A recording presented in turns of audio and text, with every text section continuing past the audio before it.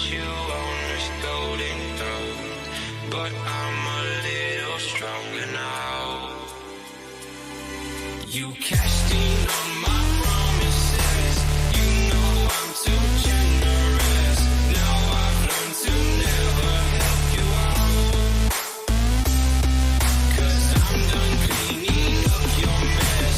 Found myself in my regrets. I've become a little stronger now. A little stronger now.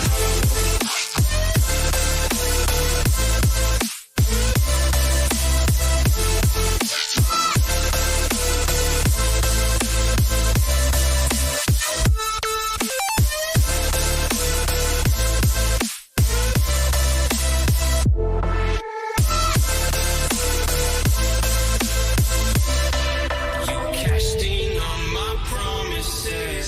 You know I'm too generous. Now I've learned to never help you out.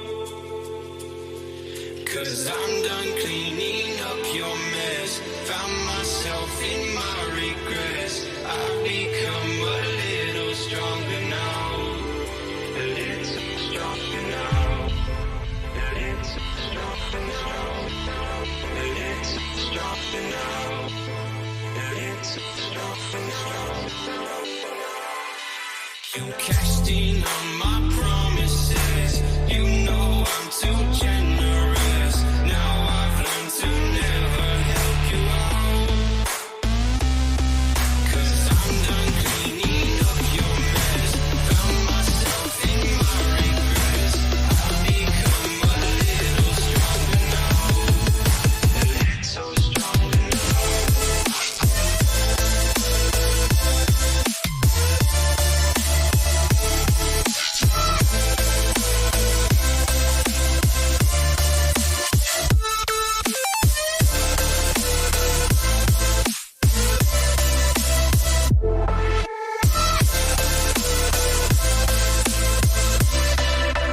Casting on my promises. You know I'm too generous. Now I've learned to never help you out. 'Cause I'm done cleaning up your mess. Found myself in my regrets. I've become a little stronger now. A little stronger now. Well, hello, everybody. BMR here. Welcome to late night. Midnight where I live. Wherever you live across the world. Good morning, good afternoon, whatever time it may be where you're at. Thank you for everybody for coming on in. We have a great show for you tonight, and I've got my usual suspects with me with a special guest. I've got Krista, Monica, Tex, and our engineer. I'm going to give him an official title, our engineer, Randy, joining us for the show. This will be fantastic, and we got a lot to cover tonight. Well, which will be a good show, like we always do. And I have to say, first of all, subscribe to Texas Front Porch on YouTube, the Blondes and the Booze Paranormal Podcast on YouTube, Truth or Tinfoil, Randy and Brandy on YouTube, and of course, Bigfoot, Michigan Rob, and my buddy, my newer buddy that I've known now for about 4, 5, 6 months, Monica Rollins. She's going to be doing her own thing pretty soon. We'll talk a little about that. Just, give a little preview. So congratulations to Monica. Got a lot of things to talk about. And the Saturday night show, I started this on a whim. Me and Brandy did a late show at 4:00 in the morning. I had this dream. I called Brandy. She was up, and we did a show. A couple months later, Krista came on, and then it's kind of turned into something you guys seem to like. And I can't believe this, how time flies. This is the 13th episode, which means we've been doing Saturday night now, which turned into a random thing, is now an official part of the schedule, because we've been doing this for 3 months already. Crazy, crazy. Time goes when you're having fun, I guess, everybody. Thanks for coming on in. If you're new, please subscribe to our channels. Don't forget, the super chat is always open. Become a BMR pirate. You can join today. Thank you for that. If you join the channel, if you join Texas, and if you join the girls, Brandy and Krista, you can become a paranormal porch pirate. You hit the trifecta. So thanks for everyone for coming in. We got a little bit to cover. We're gonna start out like we normally do with the general chit chat. I've got a werewolf story that I'm gonna get into. Well, when more people roll in, and so thanks for coming on in. I do appreciate it. And without further ado, I'm not gonna waste any more of your time. And right off the bat, I got wow, I got something here already. Well, of course, the lovely text. 5 more Bigfoot, Michigan raw pirates. Arr, taking to Texas, down there in Texas. And my main man from Michigan, Keith, with a beautiful super chat. Great way to start the night. Great way to start. Thank you, Tex. Thank you to Keith. So we'll get that out of the way. And I'm going to bring up ladies first. My ace in the hole from Missouri, Krista. How are you? I'm pretty good, Krista. How are you? I'm good. Doing all right. Excellent. Great to see you. Yeah. I'm going to go with the other lovely young lady, Monica. Hello, Monica. Hello. How are you tonight? I'm fantastic. I like your choice of wardrobe for the evening. Yes, it's my slap together look. Yeah, you always wear the coolest hats. I always wear the same hat. Well, I know. It's pretty cool. Well, thank you. Well, I'm just saying. I don't know. I appreciate you had a purple one two Tuesdays ago on Josh's show, I believe. I'm pretty good with remembering. Yeah, purple. Do you have a purple hat? Do not have a purple hat, but I have a black hat that is pretty well faded. Probably looked purple on the screen. It probably did on the screen. So thanks for joining. And of course, unfortunately, everybody, one of my best buddies, Tex W. That's his new moniker now. It's Tex W. We won't be seeing Tex for a while after tonight because Tex has got the toughest job schedule in the world. He's no longer on Brunch with Bigfoot Rob, but he'll be back with me in a couple of weeks, I imagine. I can't keep this guy's hours together because the guy finally landed a good job. He's always had a good job, don't get me wrong. But now it's Tex's final show for a while on the Saturday night, Sunday morning show. My friend from Texarkana. Well, not really. I think he's going to watch a Hatchie. No, I think that's Jason. I don't know where Tex even lives. Never been to his house yet. Tex Wesson. From parts unknown. From parts unknown. Yes. Fort Worth, West Virginia. Everybody, I'm in southern Michigan. And that can encompass the whole bottom of the state. And, Brandy's sleeping. She works hard, long hours. But we have a special guest who's going to share with us tonight, later on the show, a paranormal story. He's my tech wizard. He's all of our tech wizards. He's responsible for dropping our downloads for our StreamYard. We're all on StreamYard now, everybody. Podcasts. And he does a fabulous job cutting it, putting it up. I think he just cut some pastes. I don't know. I don't know what's involved. I don't know. But Rando. Hang on. I'm correcting this right now. There we go. All right. It's Spreaker. We're on Spreaker, okay? We stream out of StreamYard. You said StreamYard. Oh, I did. Well, my bad. It's under what? What are we? What are you? RK Industries or something like that? RNG Enterprises. Lord, Enterprises. Yeah, that sounds good. It used to be woodworking because that's what I did at the time, but I had to adapt things around. So anyway, well, thanks, Scotty. You want an engineer? Here's an engineer for you. Yeah, well, you're not. You. I said StreamYard. Well, StreamYard is staring. It's a StreamYard right in front of me. So we are on Spreaker, Yes. but we're also on Iheart Radio. We're on probably what, Randy, 20 platforms. Essentially any platform that you can get podcasts on, we're out there. You just have to search for us. We're on Apple Podcasts. We're on Audacity. Spotify's got us. Podbean has us. Obviously, Spreaker, the iHeart Radio version of podcast, which is what Spreaker is. And then you've got what is it called with Amazon? Audible. Audible through Amazon has us as well. So we're shared out to every known thing. So all over. So we're all over, you guys. So if you don't, you guys like YouTube, you're in the chat room and all that. I get it. But if you're in your car and you don't want to have the video, find us on the podcast platform. Mm-hmm. So so I appreciate that, Randy, for what you do. That's awesome. Thanks for coming on. Any day. And I'm going to talk about this werewolf story, but not right now. I like to start the show, and you guys love when we talk food. And I got to make mention of something about food right off the get-go. I like pizza.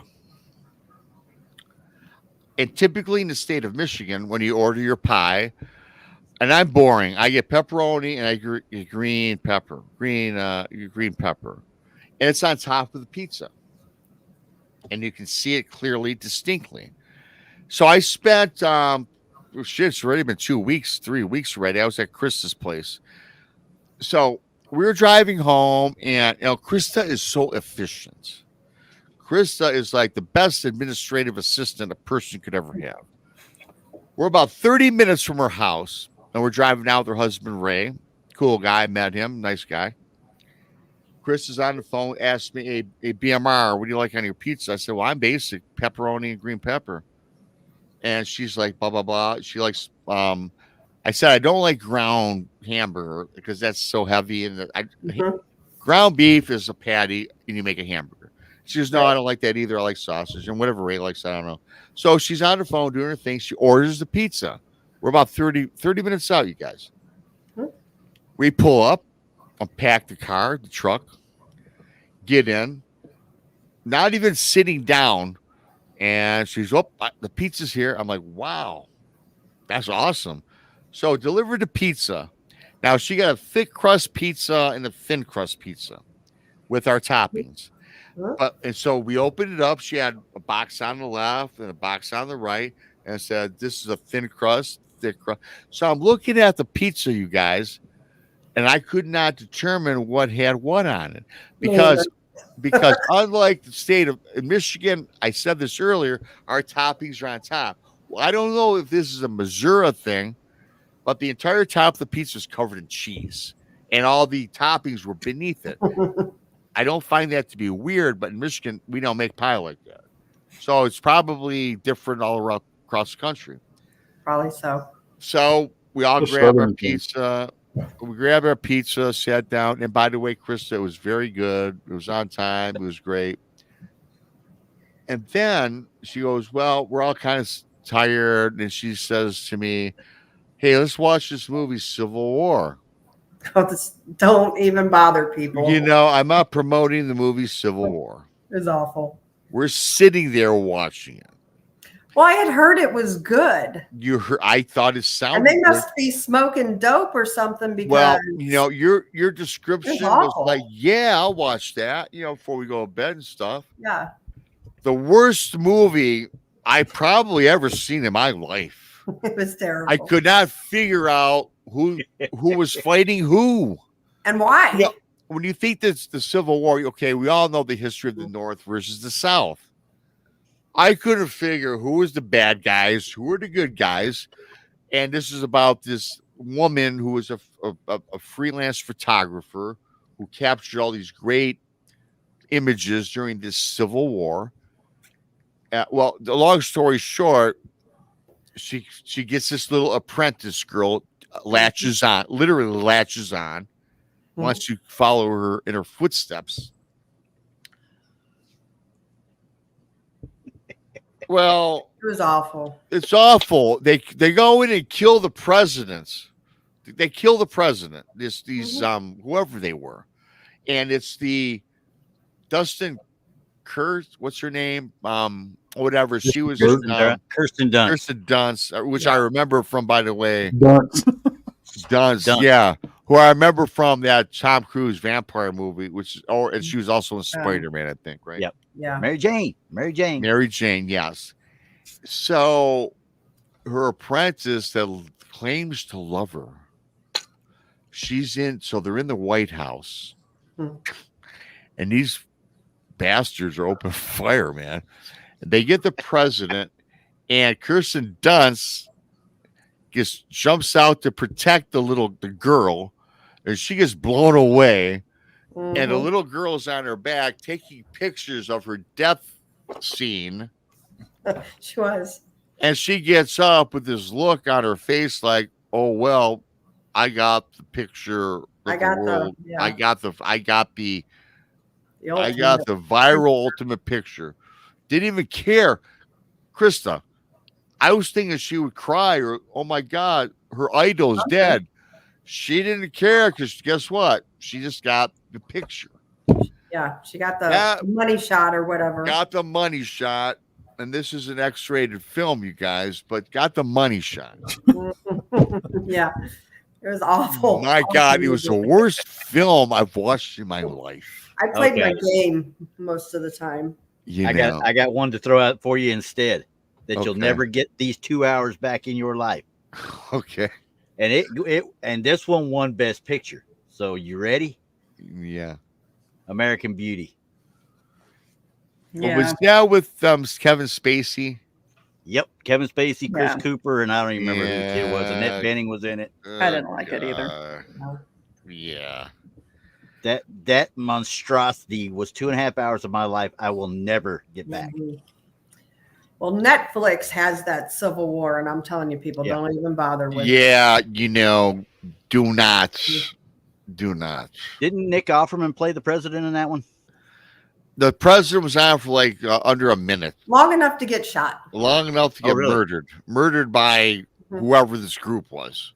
Yeah. Didn't know if they were American soldiers. Again, did not know who these people were. They were just killing people. It was a random killing movie with them taking pictures. It had no substance. It had no storyline. It made no sense. Right. It was awful. It was terrible. But so Chris said the pizza in Missouri was good.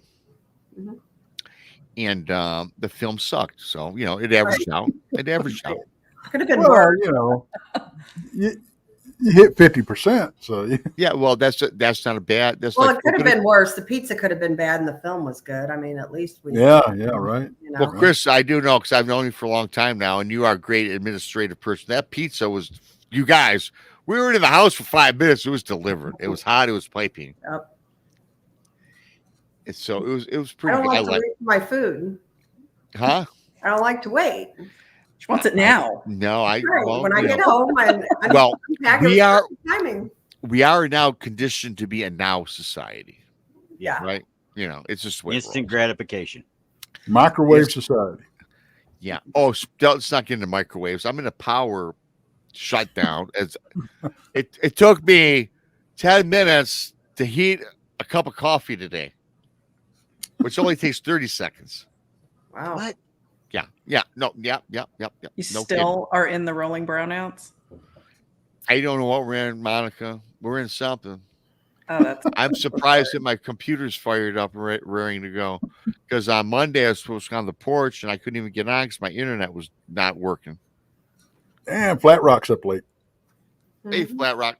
Hello, Flat Rock. So speaking of Krista. Well, hey, you know what? I got a really, really redneck story. Go ahead. Please share. I told you about it. Yeah, you did. Yeah, it's pretty redneck. So I got to tell you. So tonight I did Paranormal Paul's show, like normal Saturday night. But I had a family thing to go to. My cousin graduated high school, right? So I had to make my appearance there and, give her her little card of money and be on my way, right? So I go down there and one of my cousins is there that I actually like. So I kind of talked to her and my aunt. And I told the girls we're not staying very long. We're gonna just make our appearance. We're gonna leave. Well, on top of it, this cousin that graduated. Now tell me how redneck this is. This cousin that graduated, who 18 by the way, she's also pregnant, and it was a gender reveal. At a graduation party. At a graduation. Like, I came home and I messaged my son and I said, I am so sorry you were born into this family. And, who does that? Who has a graduation party and a gender reveal? Same person. Start teaching him that song, I'm my own grandpa. Well, and then this isn't the top of it. So BMR, when we were going to Alabama, him and my husband Ray and Paranormal Paul, we were all sitting at the bar, local bar. It's just like half a mile down the road. And my whole family, that's where my family all lives, right? My cousin that graduated, that's pregnant, was out chasing her pig. Yeah, she was. We saw her in a nightgown and everything. Middle of the day. Yeah. Like, who does that? Like, that's what I was thinking. Was I supposed to bring a baby gift too, or? Yeah. Anyway, that's been my night. And then I was like, I got to go. I got another show to do. And my cousin, she's like, oh, I thought you said it didn't start until 11. I said, well, I got to get ready for it. That's always a good cop I gotta out. go. Yep. Oh my goodness. Yeah. So anyway. Yeah. So that was. Well, since we're talking about redneck embarrassing shit, Hey, go ahead. Oh boy, right up my alley. so I go with my wife to buy groceries, Oh God. Okay. and a few days ago she bought me a new pair of shorts, and so I'm wearing my new shorts, right? So we walk in, we get back from buying groceries, and I've got my hands full of groceries, and I walk in the front door. I mean, 2 steps in the front door, and my shorts hit my ankles. Okay. Oh So my I'm standing Lord. there, Well, sitting there in the living room. that's With not. my shorts down around my ankles, my hands full of groceries. I said, "Hey, could you give me a hand?" At least it was in the house, Right. and it You wasn't in know. the middle of grocery shopping. Well, my wife said, "Well, at least you're wearing underwear tonight." And sometimes you don't wear underwear, Tux. Is that the gist of the This is story? stuff we shouldn't even be asking that. You should not be asking that. Well, we do have some pictures of Tux. Tex- Which aren't- Yes, I've got one. Do you want to see it? Oh, I don't know. Tex I has been don't known to know. go commando every once in a while. Yeah. Randy, fired that up. We might show it a little later. Yeah, I'll have it kind of. Yeah, no, I've got the thing hidden so far down. just Nobody bring it on everybody out of the blue. you Because the know. last time I sent it, somebody texted it to a high school kid by accident. So By accident. Jeez. Yeah, yeah, by it was accident. by accident actually. So yeah, I mean, Somebody changed a friend of mine. I thought it was a funny picture, so I sent it to them. They didn't tell me they'd changed their phone number. Ooh. Yeah, wasn't pretty. Oops. so. Jeez. So I'm guessing that and another thing on that note, since somebody changes their phone number and doesn't tell you, "Hey, I changed my phone number," He's right. I kind of went, well, I don't guess we're friends anymore. Right. I mean, what was the reason for changing their phone number? I mean, I don't know. I haven't talked to them since. That's been a couple of years ago.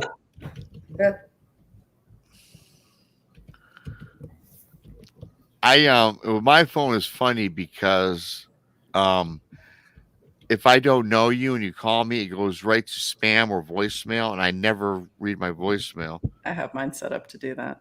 Yeah, so but it's funny though because I had gotten a new doctor for something that I had to go in for. No big deal, nothing serious. Oh yeah, Yeah. Donnie- Donnie oh, Joe. yeah. Yeah. Yeah, okay. This now look. I don't want this to turn into tell on text night. Okay. It already is. What are you talking about? Told on yourself. No. It ain't gonna work. What's this turn into thing? Let's go back and pick on Krista's family and being right. Well, No, she's not as much fun. I like this one. if you would like to share a text, we can. We got a couple minutes. No, Randy, I ain't no. Randy, you can't. I'm not. Wait. Well, I wasn't You brought involved it in it. He did. It's right here. Let me explain. Look, let me see if I can get this to you real quick. Yeah, the Cho. Tell them about the Donnie Cho fiasco. Text. It didn't say Randy. It said text.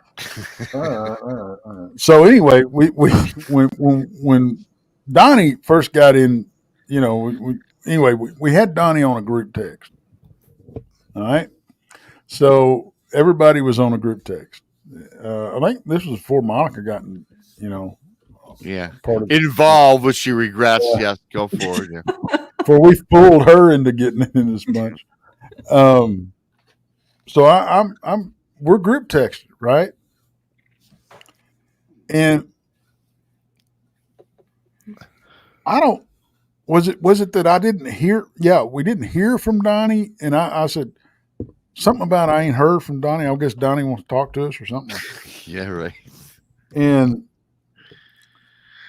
next thing I know, we get this message across the text that says, or no, that's what it was. We finally got a message from the Donnie, and it said, "Take me off this stupid ass chat, blah blah, this thread." Oh yeah, blah, blah. I remember this. Yeah, Y'all are crazy. yeah. That started the great text wars of 2023. Oh gosh. So, and I thought, and I'm like, well, I guess Donnie don't want to talk to us. He's done with it, right? So, but come to find out, and this had been going on. This group text had been going on for a couple of weeks, and before this happened. Yeah. Oh, easy 2 weeks. So, come to find out, I had put Donnie's number in wrong. And I was texting some random, it's a random guy in Dallas that was in our group text. Yeah. And was like, funny. What the hell is going on? Because we've been having dogman discussions, we've been Bigfoot talk. I mean, just and everything, and this guy was like, y'all are crazy. Take me off. Please take me off of this crazy ass thread. Yeah. And I thought it was Donnie. But and the funny thing is, we all thought it was Donnie. We're like texting this random unknown person. Yeah.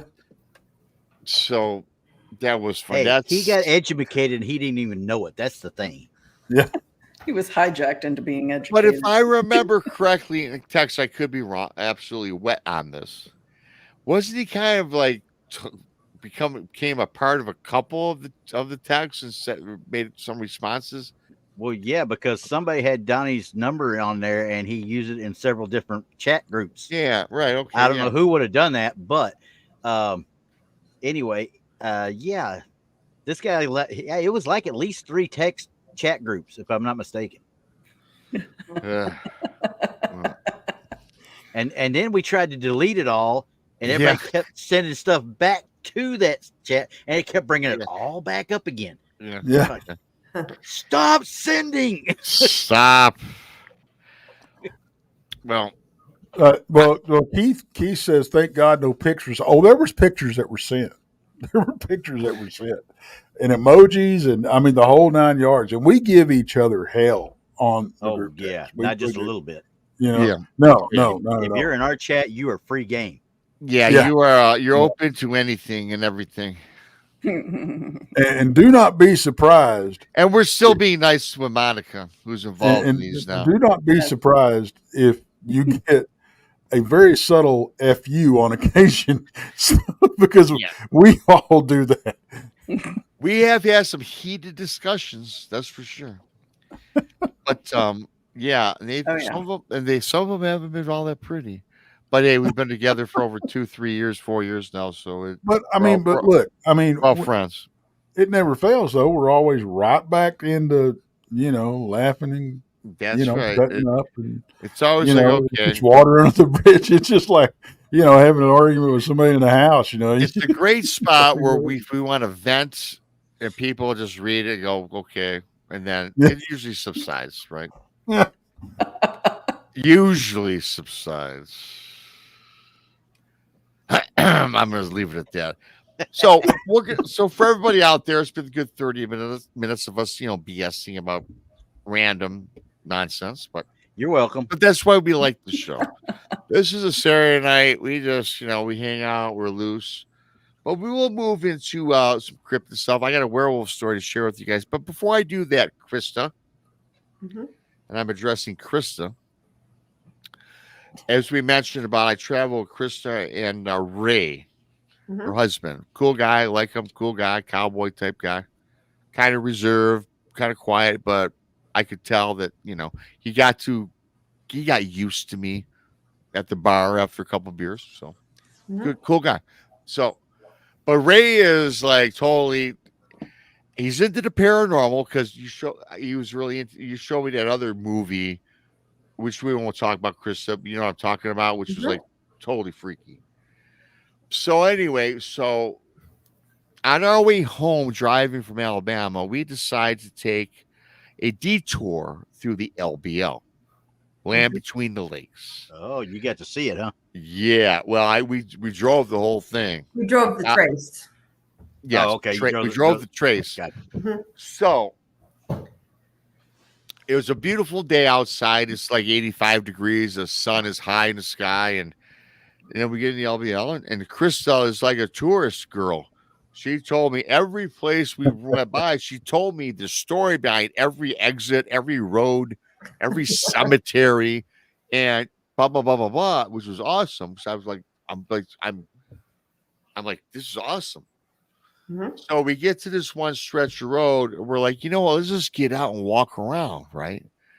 Now it kind of sucked because even though it was a beautiful day, all of a sudden when we started driving, it was in the cemetery, one of the many cemeteries, as Krista pointed out, but it was all the trees covered like the trail and the roads, and it was very it was middle of the day, you could see, but it was kind of damp and dank and muddy. And I just, when we're driving to Alabama, BMR didn't have no hiking boots on, no tennis shoes. I had my slides on and a beat up t-shirt and pair of shorts. You get out of the truck and it's already kind of muddy. I'm like, this kind of sucks. But we're walking around. And I didn't reveal this to Kristen until a couple of days ago because Ray's like, I hope dog or any of this. Yeah, Ray's like, I hope dog man don't eat us. Being smart ass. Being snarky, but smart ass. Yeah, very in a playful way, but yeah, I could tell I'm not getting into he's this not guy. a believer at all. I'm not gonna get into this with this guy. I don't feel like explaining what we all believe in, which is fine though. I like him, but we're in the LBL, Chris, and I started firing shots. I took all these pictures, took some about 4 or 5 30-second videos, and then Chris, of course, freaks me out. She goes, you realize, Rob, we're walking on dead people. Oh, well, thank you for that. I'm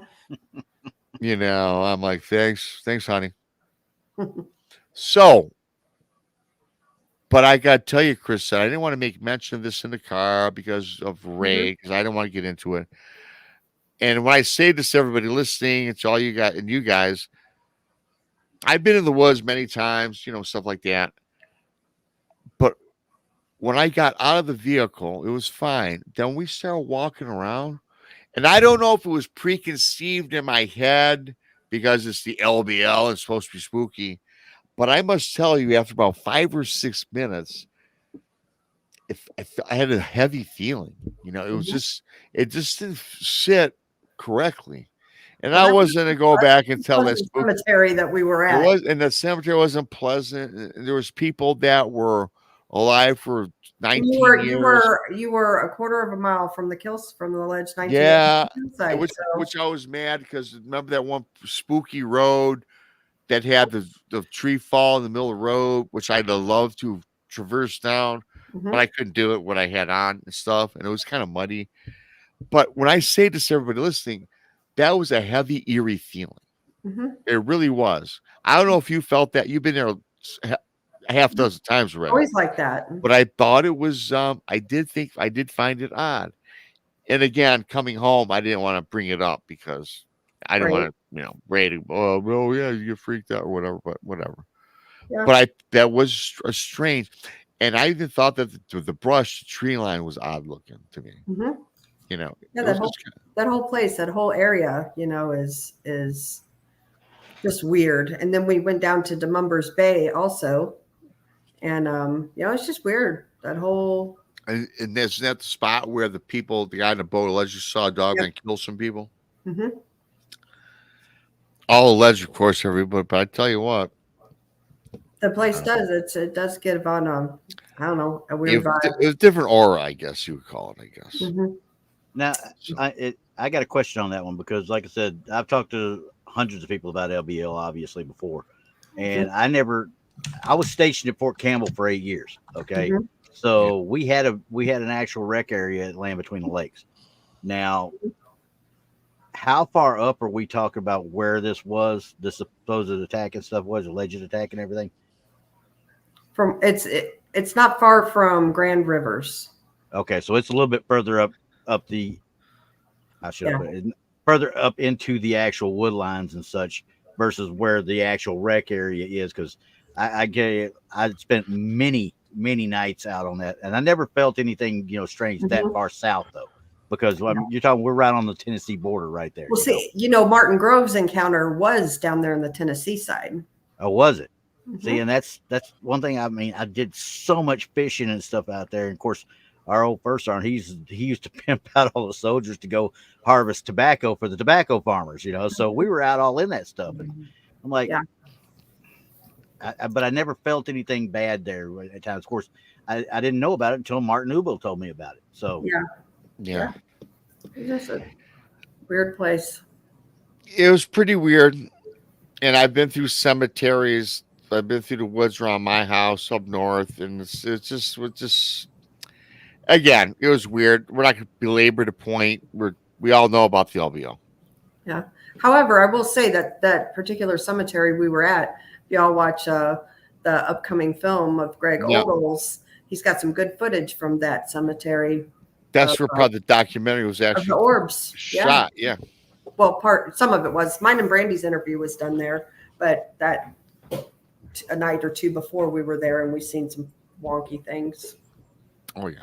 in the woods. Yeah. So, but anyway, that's definitely a place I'd like to investigate. And of course, maybe later on we'll talk about a text. I'd like to see if I get the same feeling at the now shut down Brown Springs. Just saying. That's Monica. If it's creepy, Monica Brown Springs, creepy. yeah, it's creepy. For sure. I mean, you'll Especially get up on the odd hill. feelings. You hike up to that cemetery, and I mean, you definitely get a sense that there's something there. Mhm. Really. Yeah. And then the camp that I went to anyway, I know there's a couple of places that Tex likes to camp at, but the camp that I was in, it's right on the Red River. Like the Red River is right there. But it's an eerie feeling anyway in the daytime, but when the sun goes down, it gets really, Mhm. even more. Yeah, and like I say, when we were at the LBL doing that quick walkthrough or drive-through, it was sunny, but the way the forest in this particular part, it cast out the sun. Yeah. It was just And as Monica said, at night, like Brown Springs takes on a different thing. So does the LBL. It a does. whole different personality. Mhm. There's a couple questions too in chat. Let's One do it for- before I'll do the story. Let's take care of those first. Well, one was asking Randy something Yeah. about. Yeah. So. At Grandizer, I actually answered him out there too. It was 1989 that I got my air assault wing. So Gotcha. Okay. Well, cool. Very good. I see you got 5. Well, we can do those a little later, I guess.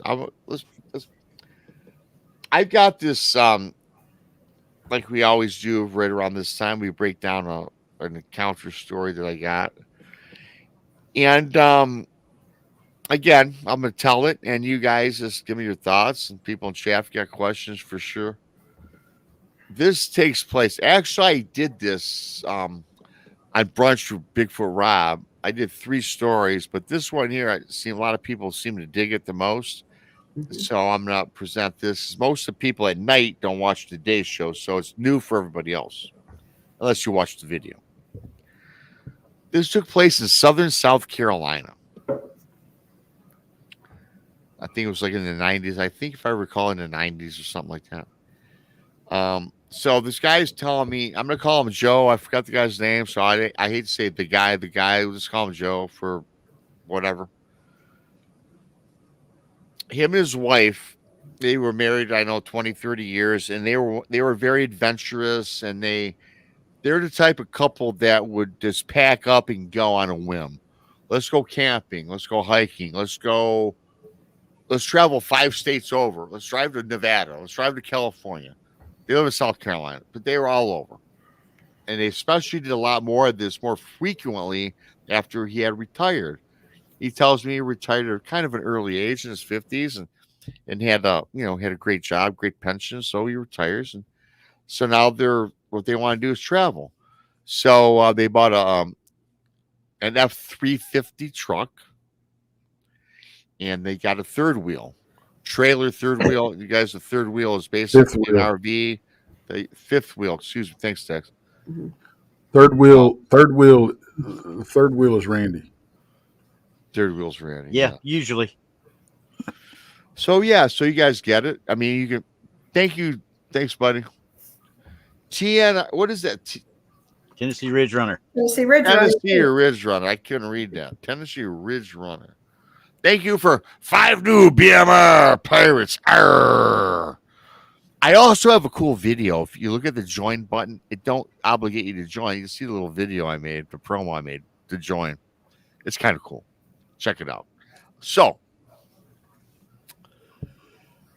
they love to explore. They love to camp, hike, fish, what have you. So they get their F-350, the fifth wheel, whatever, and they go out.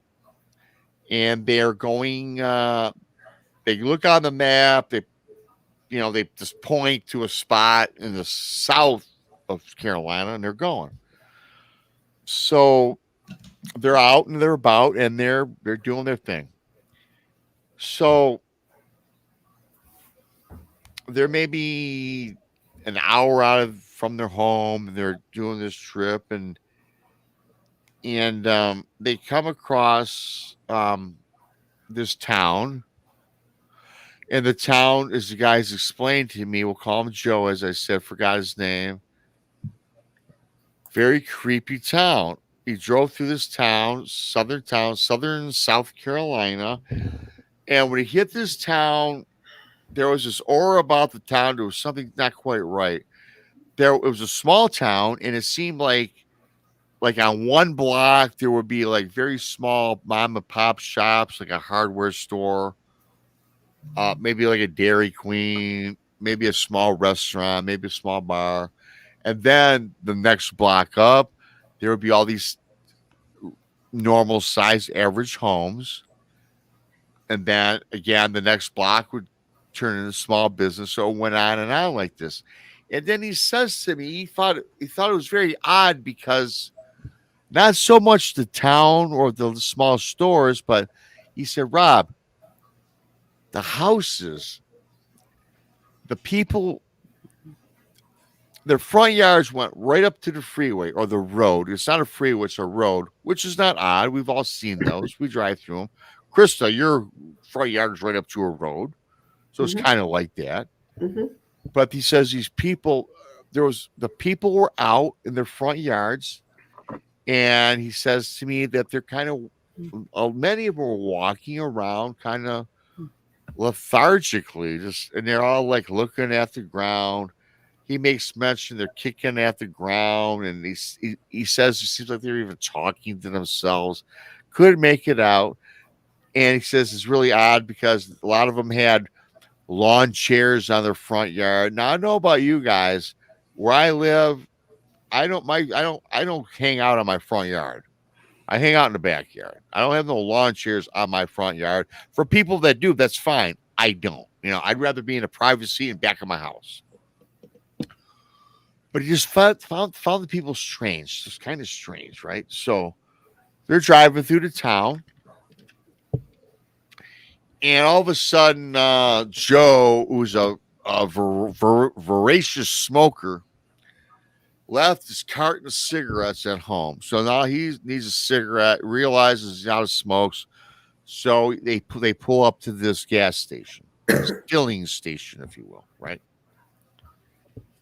Again, he gets out, call his wife Peggy. I don't know, I'm making that up. I forgot the names, you guys. So Joe and Peggy will call the husband the wife.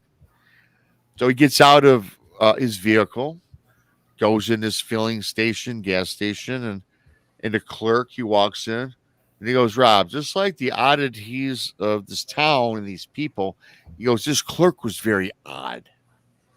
Very odd.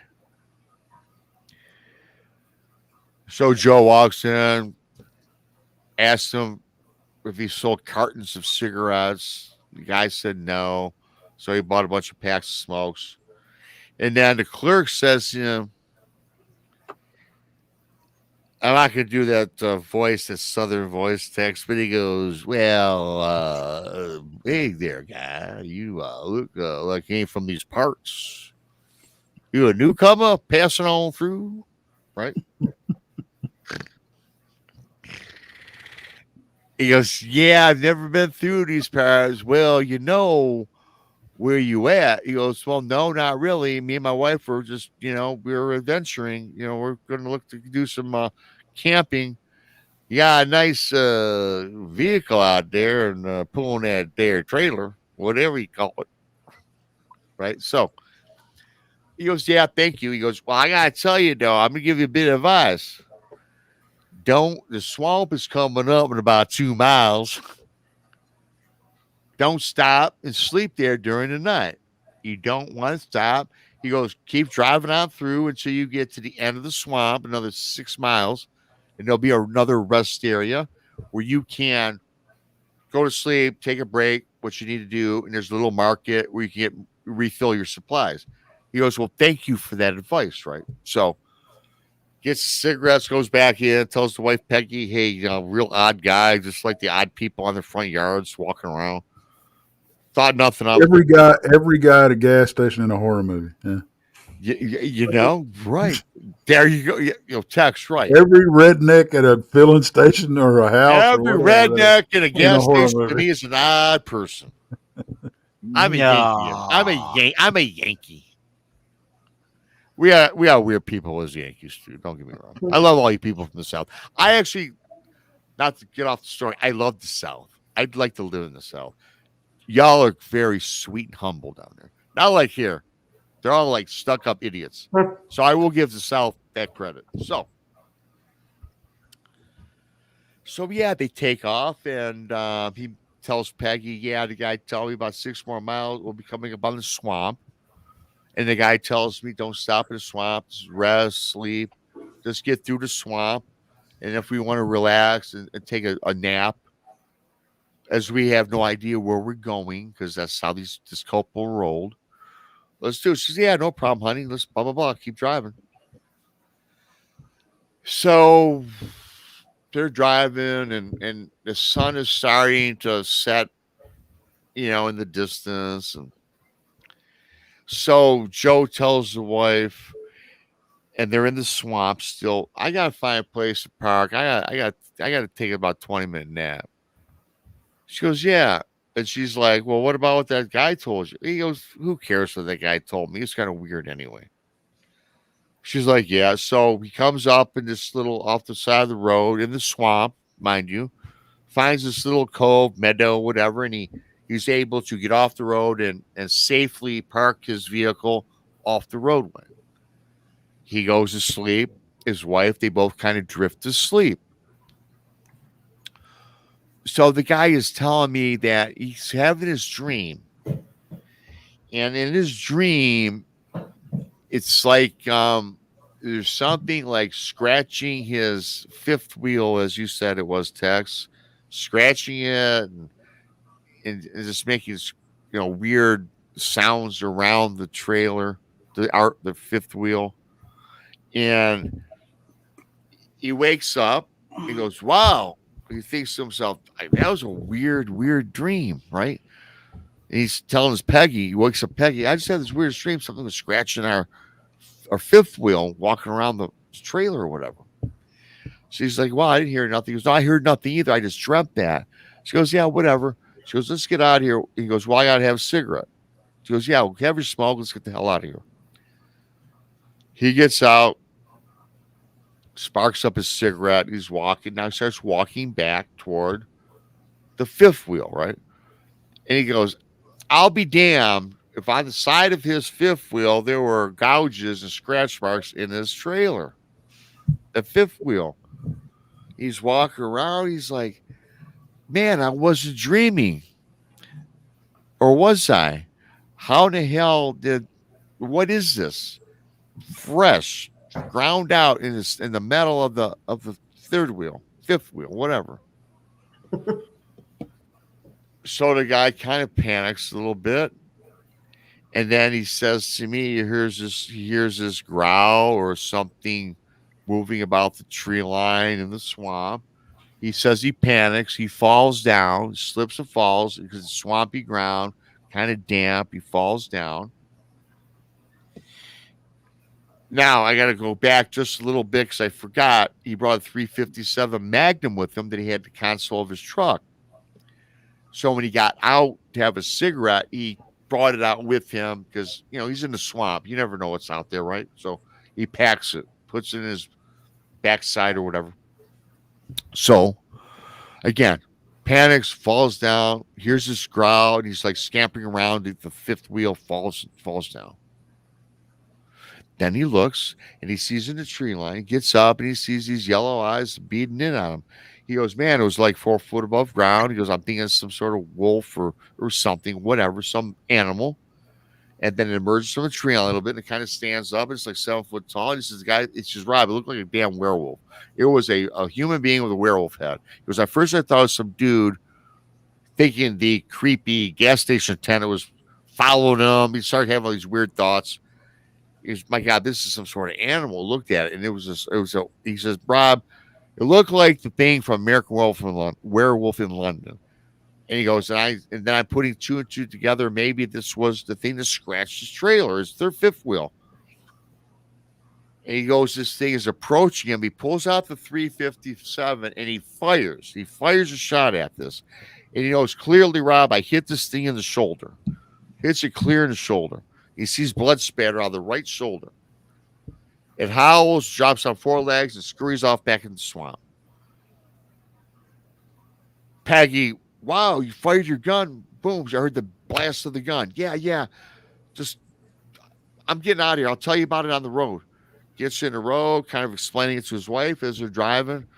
The wife says, hey, I think we got another 2 or 3 miles and we'll get to that marketplace, that rest area. He goes, yeah, let's just get the hell out of here.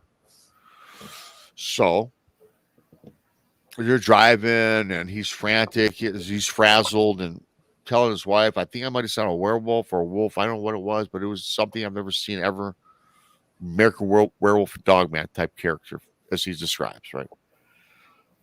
So about a half mile out, they see the glowing lights of the marketplace coming up. And they're like, cool. He's more relieved. He now is going to go crash. So they get into this marketplace, pulls in, and he's kind of really relieved because in the parking lot of this market, there's half a dozen cars. There's people out walking about, stretching their legs, having a bite to eat, whatever. This market was pretty sweet, I guess. It had food, it had everything you need, right? So he gets out. Now, really briefly, I have to go backwards. And if you guys all remember what I said earlier about the gas station attendant said, don't be spending the night in the swamp at night. Don't be spending a night in the swamp at night. From the gas station attendant from the beginning. So he goes into the marketplace. But before he goes into the marketplace, you guys, he's walking and there's a beat up red pickup truck. And he happens to glance at this pickup truck, and there's some dude in there, straggly long hair, looking at him, gave him like a creepy smile and kind of waved at him. And he's like, oh my God, these people around here are totally strange. I can't wait to get the hell out of here. So he boogies into the market, buys his supplies. Before he's leaving, this attendant at this market that he's now in says, well, I haven't seen you around here, these parts. He goes, no, no, I've been asked that already. He goes, you look kind of disheveled there, fella. You weren't sleeping in the swamp at night this past night, were you?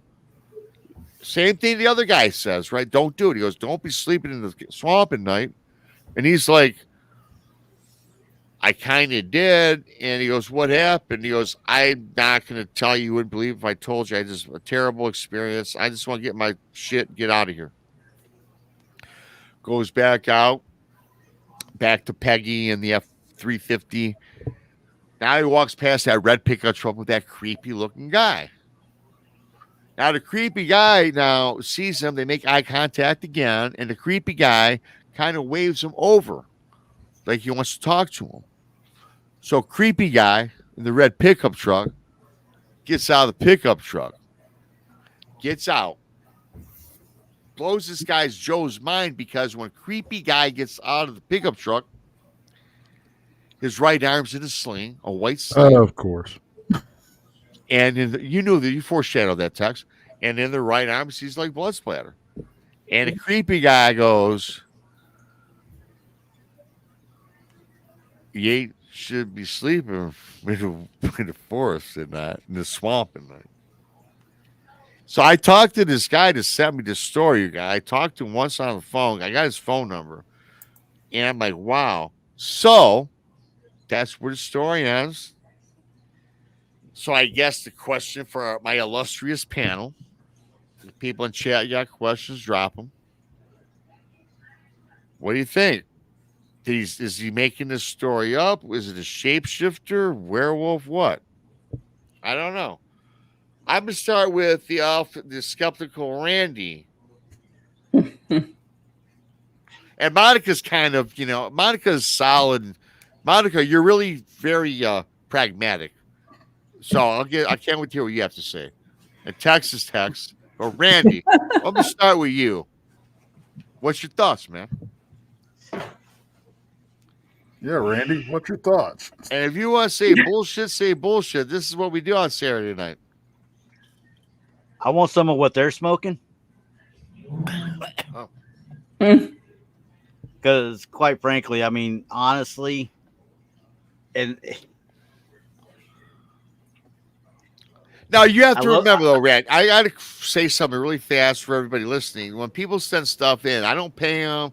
They're not getting 15 minutes of fame. Who writes up things to send to me just to broadcast, and they're not anonymous. Yeah. So that prefacing it. And I'm not trying to belittle anybody and whatever experience they're saying they've gotten. Right. But first of all, you got to think about when people do send it in. Are they writing a fan fiction type thing? First of all, yeah, that's first thing, because if they're going to write to that level you just talked at right there, right. there was a lot of thought into that writing. Okay. Yeah. And after that, as I'm listening to it, of course, I'm sitting here screwing around on my phone too, trying to listen and like put it all into a little bit of perspective from the skeptic vantage point. I'm like, okay, these guys are wanting something to happen more than they're actually something happening. You know what I mean? Mm-hmm. That's kind of where I stand with it.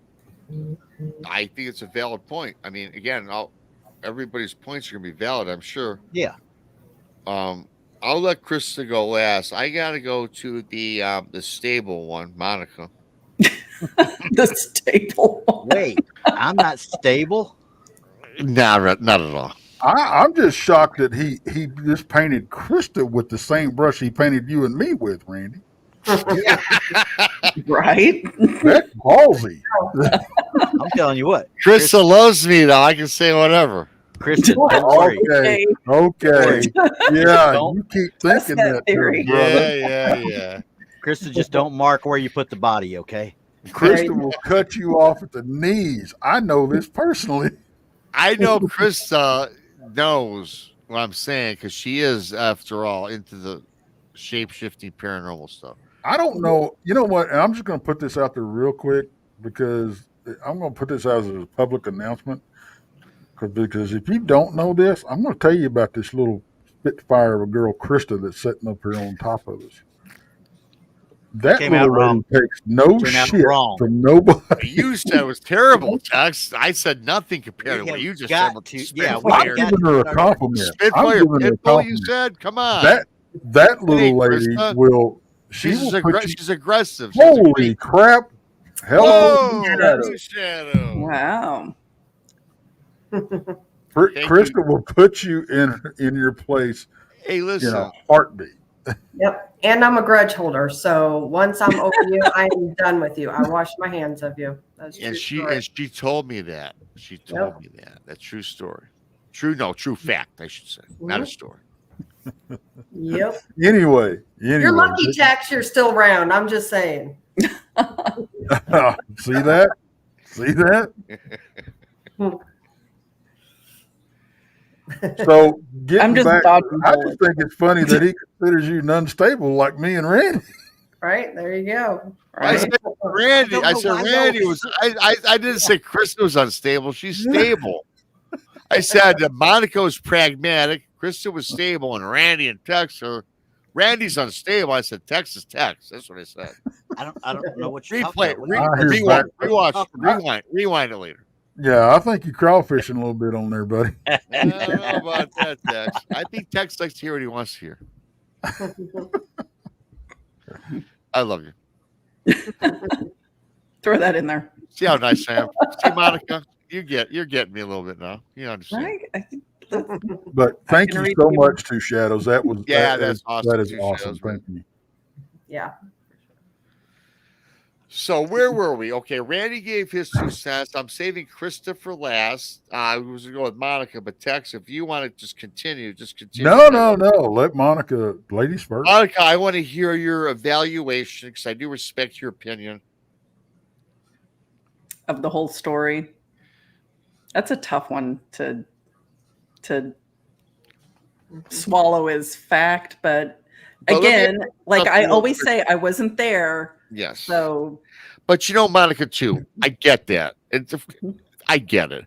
But you throughout your life, we've all heard all these podcasters, or whether it's on YouTube or on your phone or watching on Travel Channel, all these stories are out there, right? yeah. And I mean, to your point that you made before, you don't know the reason people are sending stories to you, whether they're fictional or fact, right? And some people just send them out there to see what you're going to buy. Like, let me just type this stuff out here and see if they broadcast this as though they believe it. Yeah. If they're going to buy my story. And And I'm having a real hard time choking that one down as fact. I mean, parts of it I could see really happening, but they're alluding to actual shape shifting, and I don't. Well, I know you're not in the Subscribe to that. shapeshifter crowd because a person can't conform from a human. The structure of the human man or woman can't turn into a beast. I mean, you're It's just- mass. I mean, there's And mass, anatomy. right? You can't take a yeah. 150-pound person and suddenly make them 300 pounds or 500 pounds. That's just, Yep. science. Wait, I you can't haven't seen me afford- Hey, Physics. you trust me, can't- I wish it worked that way. Yeah. It's sad. Maggie says sad, but those are kind of facts. Mr. Anderson says you cannot. I like what Mr. Anderson says from the Matrix. You can say that about every single Dogman report, though, right? You know what? A lot of them you could probably. Not all, but a lot of them are.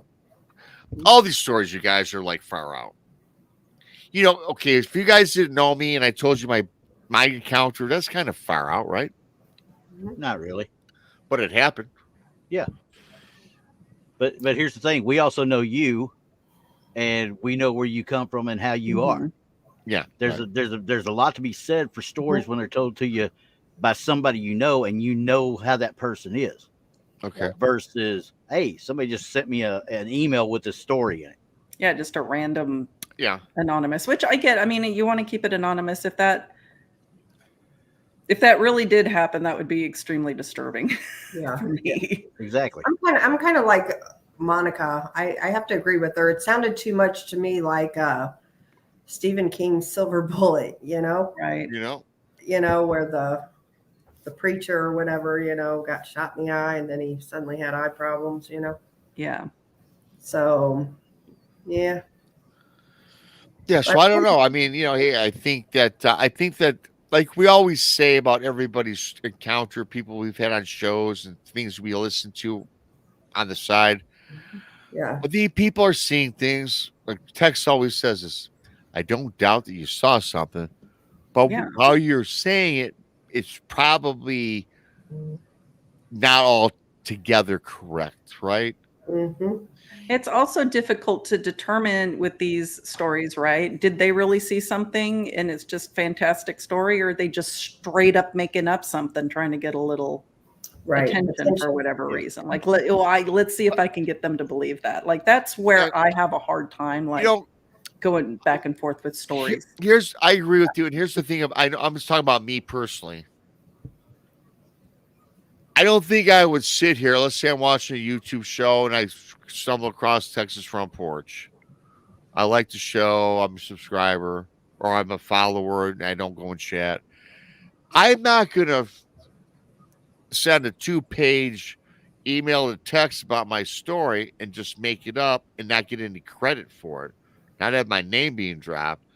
That to me is just a waste of my time. Mm-hmm. Yeah.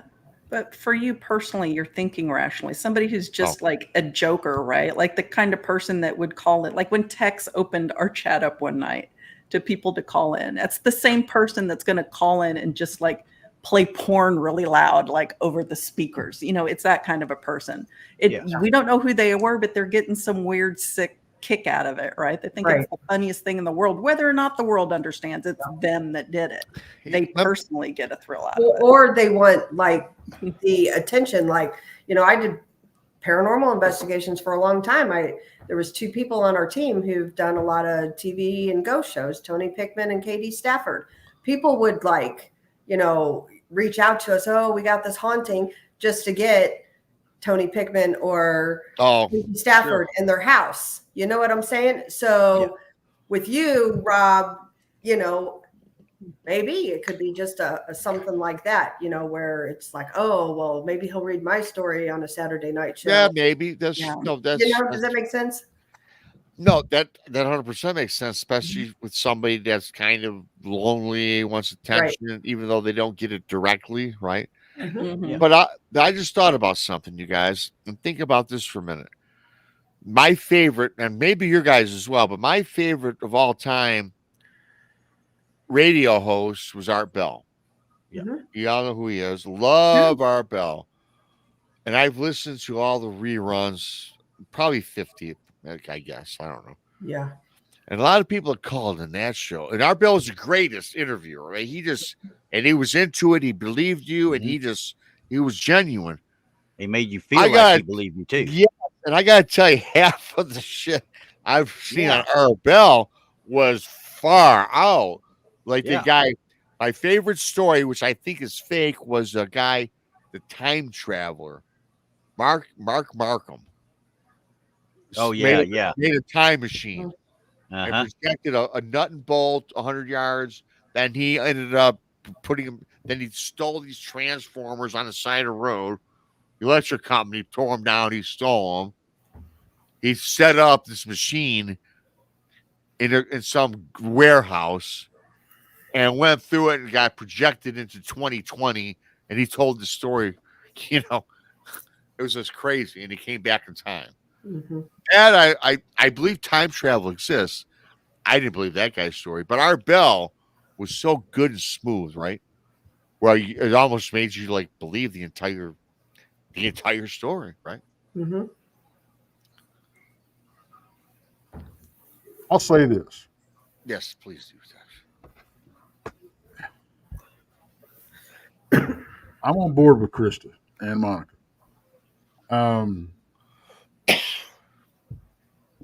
But you know, the way we've over on the porch, the way we've always done things is we're not. It's like you said, Rob. We're not going to diminish anybody's story, Mhm. you know, encounter because we like y'all said, we weren't there. Right. But I will tell you this, and it's like the comment I made during the story. This sounds like every freaking horror movie I've ever heard, you know.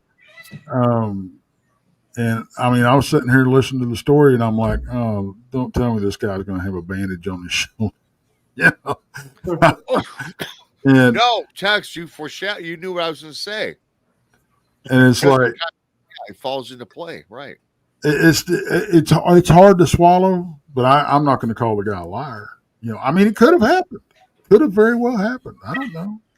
Yeah. Yeah. Do you think that maybe he did see something in the woods? Maybe it was a dog man. I ain't gonna say, I mean, Mhm. people believe in werewolves. Do you think that maybe though, Tex and everyone listening, you guys on the panel here, do you think that maybe he did see something that perhaps was a dog man, let's just say, but what he did in trying to convey his story embellished it a great deal?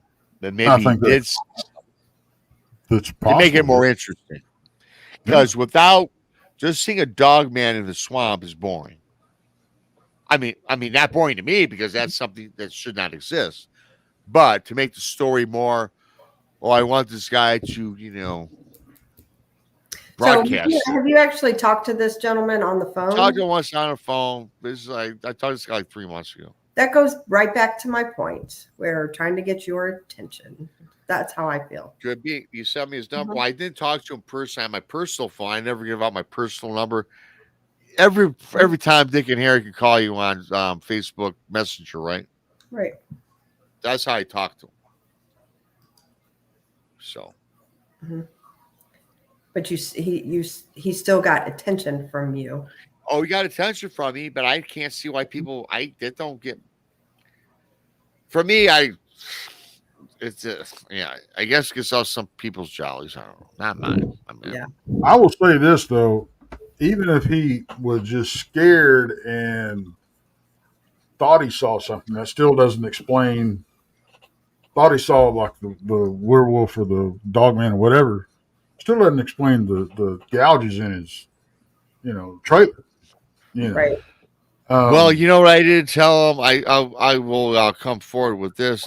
When he told me the story, I said, "Hey, man, you still have the third wheel? Send me pictures. I want to see the gouges in your vehicle." Yeah. Mhm. Oh, I was so terrified that I sold it. So I mean, come on, Of course.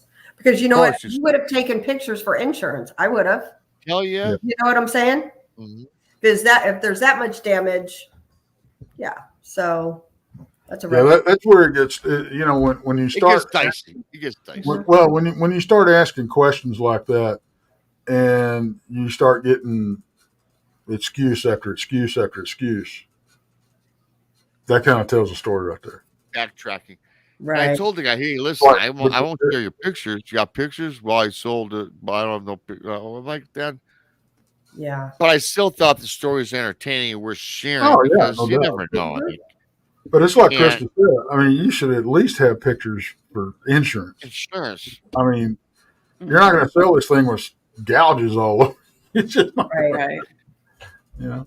Oh, what happened? Oh, a werewolf came by and gouged up. Well, I look was at camping that, out in the woods, and a werewolf happened by, and I Yeah, gouged you the know how hell out that of my happens every truck. once in a while when you go out in the woods. Yeah.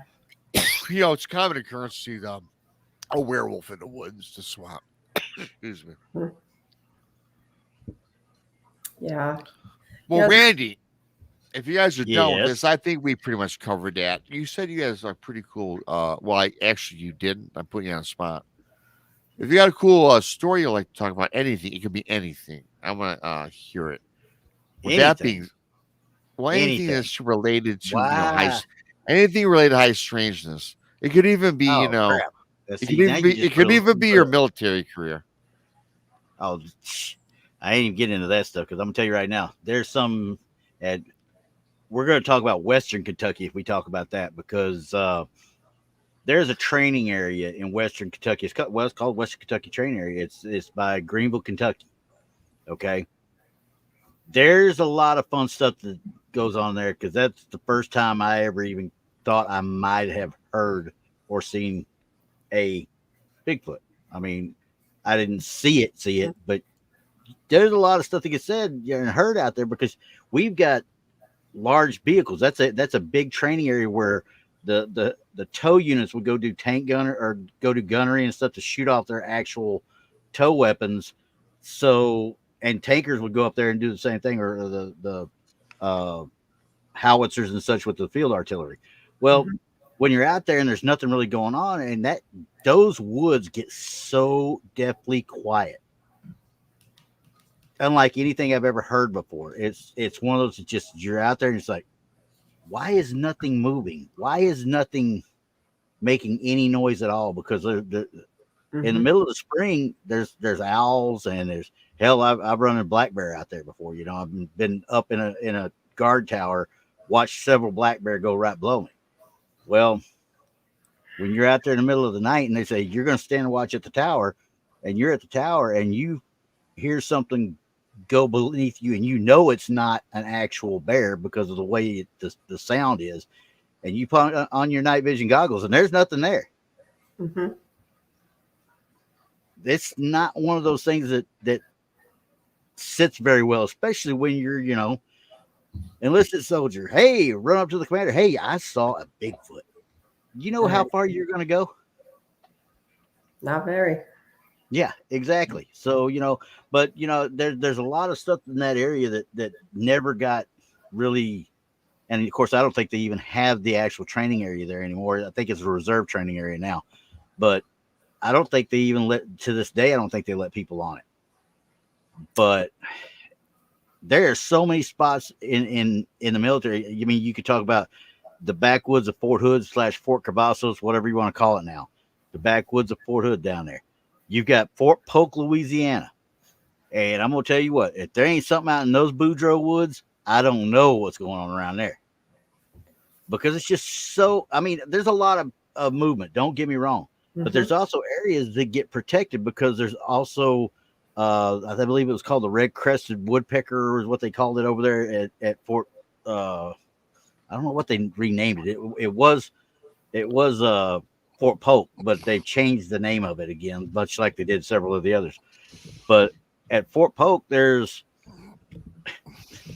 a spot back there. You literally, when it's nesting time, there's no gunnery around it. There's no blanks being fired. We can't do anything to even so much as disturb those woodpeckers.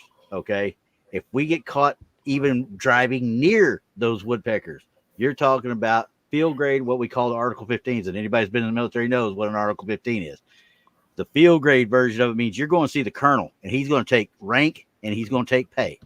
And you're going to be doing 45 days of extra duty and confinement to quarters. So it's just something you didn't play with. But there's other areas you think that you would think would be sequestered / cordoned off or whatever, and they're not. But the guys that are there will look at you and go, "Don't go in there." Why don't I want to go in there? Just don't go in there. We don't want to talk about it. And these are the guys that are stationed there. Now, you roll in for rotation, do your training and stuff like that. But these are guys that are actually stationed at the location, and they don't want to. It's the same thing out at NTC out in California. There's other areas out there they tell you not to go into, but it's just a wide open desert. So they're just telling you to stay away from the snakes and crap. So, and it's every post. It's every post in the United States has something along that line. There's spots at Fort Leonard Wood, Missouri, right up the road from you. Oh yeah, there's a lot Fort of Lost in the Woods. Yep, Lost in the Woods right there. But and me and you, Chris, have talked about Centralia. Oh yeah. Centralia, you can still hear those daggum that battle if you sit out I there have and listen. I have EVPs of cannon fire. Yeah. And So EVPs. Mhm. and that we literally had to leave Fort Leonard Wood, go to Centralia to do when I was in what was called Advanced Non-Commissioned Officer course. We would had to leave Fort Leonard Wood and go up there to do presentations of what was going on. And of course, the person I had to do it on was Bloody Bill Anderson. Right. Okay, I'd only studied this guy long before this, so yeah, let's go. I can show you everything. And we got to the old train station in Centralia, you know. Mhm. I'm like, here's where they came in, and I mean, I'm literally walking these steps, and it's like you could feel the residual Oh, coming yeah. from that area. If you So, go to the battlefield, you can really oh feel yeah, it on the yeah, battlefield. we went to the battlefield too, and that's what I was saying. I thought I could hear it, and it was in the middle of the day. Yeah. I thought I could physically hear it. So, Yeah, very crazy. Hey, Randy, let me ask you. You Yeah. think that, and we have all spoken, all of us have spoken to people in the military to come on the shows, or you see things when you're out doing maneuvers, or a lot of them are in the forest, or they're on their on base, which is surrounded by the woods. Yep. We hear a lot of stories about the men in the field doing their maneuvers when they come across Bigfoot, Dogman, or other paranormal stuff, UFOs, perhaps orbs. Do you think that, being that you're out in the field a lot, do you think that a lot of these guys come across a lot of these encounters, and do you think that? And I don't think that military personnel would make up stuff. well, it's not necessarily that they wouldn't make up stuff. They're experiencing something they can't explain. Mhm. Because you know, now I'll say this: if they're seeing a Bigfoot or they're having some sort of paranormal activity, I would lean more toward a paranormal activity because of all the pure chaos that goes into going into a field problem, going out on maneuvers. Yep. Bigfoot's not going to stick around for that. Okay, it's just too much, too busy. They don't want to deal with it. They don't want to be around. Yeah. They might stick around long enough to kind of look around at that thing, but they're gone. Now, once everything dies down, and say you're on an outpost, 2, 3, 4 men or whatever, and you're out away from everything, and we're talking Fort Campbell alone, you could be 20 miles away from your main site, say as an OP or outpost, or what we call a retrans. I mean, commo guys know what a retrans is. You know, those retrans guys are way out there. They're not, in with everybody, but you're only talking 2 to 3 men, and they sit out there, and at that time, you got stuff going on. They could easily hear something and not know what not know what they're hearing, and not know what they're seeing.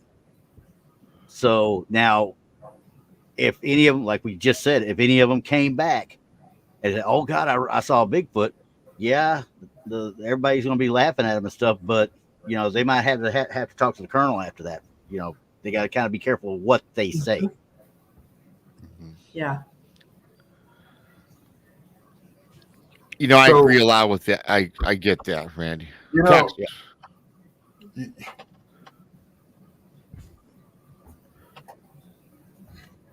There's been a lot of, and everybody talks about this. There's been a lot of sightings around military bases,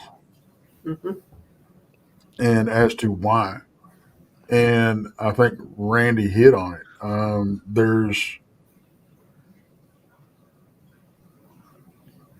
There's very, very limited activity, and a lot of people don't realize how massive these bases are. Right. You get lost on these things. You get out in the woods and these things, you get turned around, you're done. Yeah. Because it doesn't take long.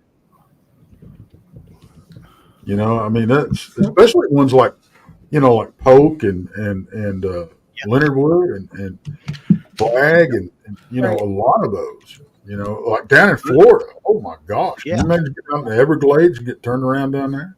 Yeah, There's been troops lost like that. Yep. You don't hear about it, but it happens. Absolutely. And I think honestly,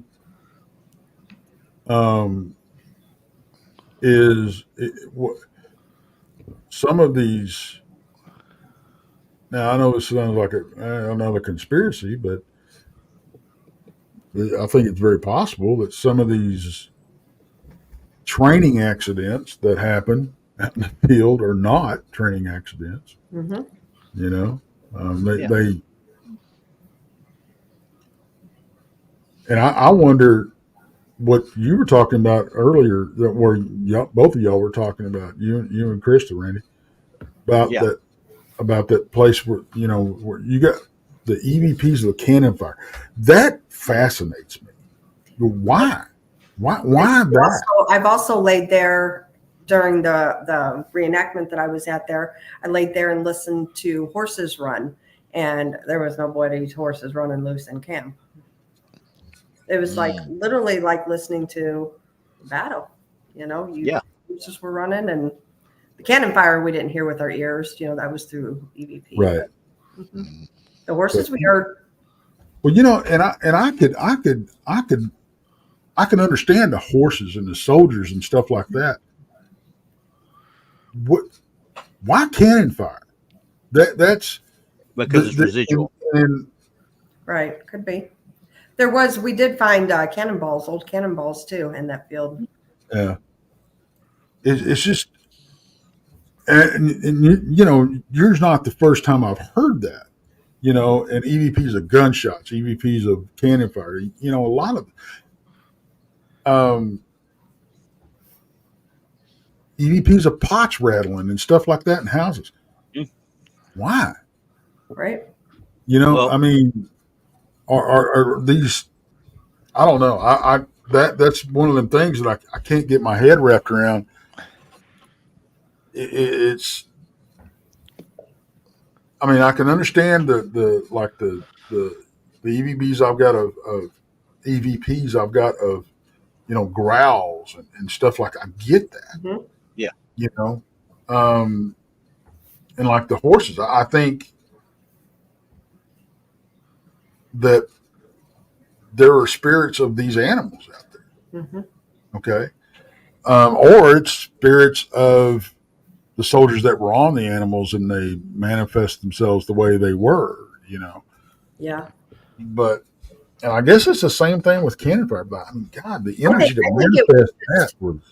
I think with just the reenactment itself and all the, the tents, everybody in period dress, I think it just triggered it. When you're doing those reenactments, I would think, and I've never been involved in it, but I would think that the paranormal aspect of that is talked about a lot. There's a lot of people that run across a bunch of stuff, going on those old battlefields. That's why I never minded going. So my husband told me you want to get into reenactment, and I'm like, okay, let's do it. So yeah, very true. A lot of believers that are reenactors. A lot of believers of Bigfoot too, who are reenactors. Mm-hmm. Do you guys think that people that want to believe so much in something like Bigfoot, whatever cryptid is, and they really want to see one, or they watch our shows, or they watch Sasquatch Chronicles or whatever, it don't matter, and people are really believe and they want to see something. Do you guys often think that people that they go out actively in the woods and they look like a lot of people do? Do you think that some people, though, are so gung-ho and they're so adamant about finding evidence or just finding the creature that sometimes when they're in the woods, or let's say they make a report or tell me a story or text or whoever it is, do you think that sometimes when they're in the woods, they manifest it, and what they're seeing, they want to believe it so bad that they just make things up because they think that they saw Bigfoot, but when really it was a moose? No, Monica's shaking her head in agreement. I'm nodding my head. Yeah, I agree. Yeah, I do think they do that. Mm-hmm. I think that, somebody who's just so hell bent on wanting to see one and such a just firm believer in it, and I've got to see it. I've got to get out here and find it. I got to see it. Anything will become what you're looking for Right. at a certain point. You know, that, like you said, they'll see a moose or a glimpse of a moose and, oh, you know, that was 100% Bigfoot. They hear, you know, they're in their tent and they hear raccoons splashing in the lake, you know, over on the other side of their camp. That was a whole family of Bigfoot splashing in the lake when it was really a family of raccoons, you know, washing off some nuts or something. I don't know. But you get people that are just so dedicated to wanting to see something or wanting to experience something, or just plain believing it so much that suddenly everything is that. Correct. And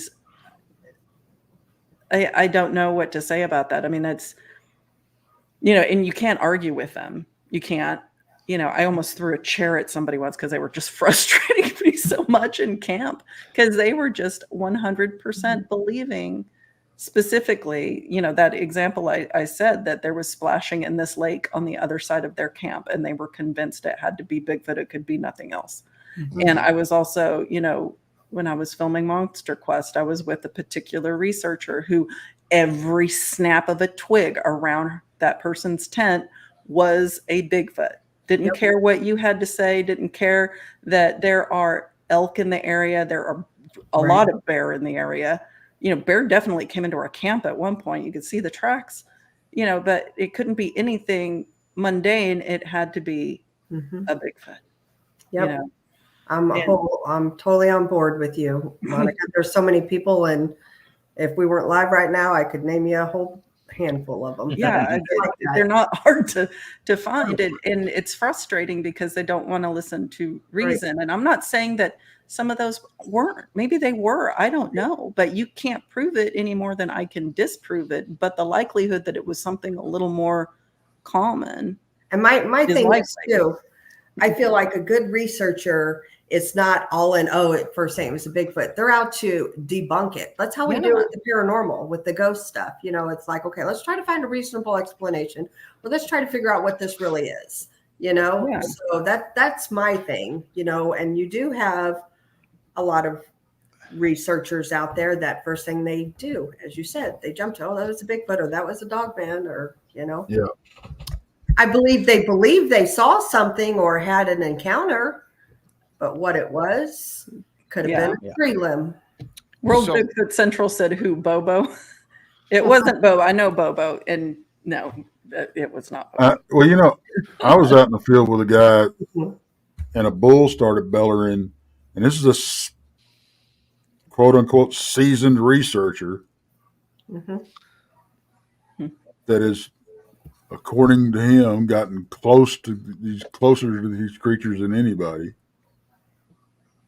Swore up and down this was a damn Bigfoot in the middle of the day. And I'm like, dude, yeah. I said, I see him. No, it's not. It's a bull. No, it's not. He sat there and argued with me. And, does he know you used to actually bulldog? And probably not. I'm like, dude, no. You know, and he was adamant this was a damn Bigfoot, and it was a bull bellering bigger than Dallas. And I'm like,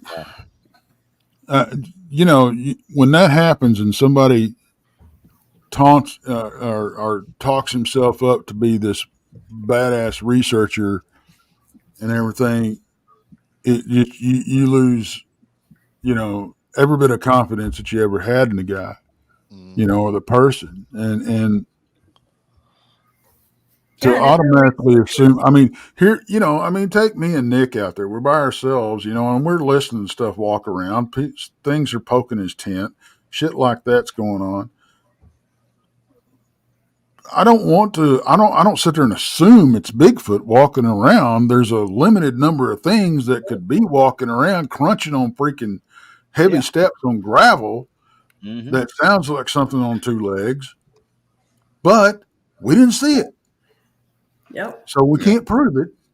You know, do I think it was? Absolutely. But I'm not going to sit here and argue with somebody and tell them no, this is what it was. You can't do that. Mhm. You can't. I don't care. It's like every time, and I've been out in the field with people, and we'll be sitting around camp, and a tree will break. Yep. Oh, it's a Bigfoot. No, Yeah. Right. nine It's a times tree out of break. 10, it's a damn rotten tree. Oh yeah. That the wind caught just But right. what's frustrating is the ones that argue like to the nth degree are researchers, and like you said, you heard something that sounded bipedal, right? And Yeah. you think it is a big, but you're not going to argue someone to the death for it, right? The people that are researchers that will argue you to the death will not get out of the tent to verify whether it is or not. Right. Yep. That's what's frustrating. That means they ain't packing a big enough weapon. Yeah. Well, to me, that goes right back, and it used to drive me nuts watching paranormal shows and these Bigfoot shows and everything. Something would happen, the first thing they want to do is head for the door. Mhm. It's like, Yeah. that's what you came for. I'm not leaving. Yeah. I'm weathering the storm, right? Tighten your damn bootstraps and go out and see what the hell is going Figure on. it out. Yeah. And get, That's what if, you're there if it's for. there, go get some damn proof. Yeah. That's what you're there for. And I got to add. Go ahead, Randy. Wait. But they also can't sit there and just start going, dude. I start hearing that, much like I'll watch a Bigfoot show, and the first time I hear squatch, I turn it off right then and there. Yeah. I don't. Okay, TV shows I have to defend to a degree because I will. No. You've ever worked with the TV show, you are at the mercy of the network. So what you do, like in a real research situation, I guarantee you is not what is happening on TV. I promise you it is not. I mean, TV is 100% for the entertainment of the masses and not for actual what really goes down. Yeah. Now, let me ask you this, and I'm going to get you off on this subject, and it's going to lead into Randy asking this question she's been wanting to ask you for I've already months. asked her. She refuses to tell me anything, though. Nothing happened. So when you're out there and you're filming these TV shows, okay,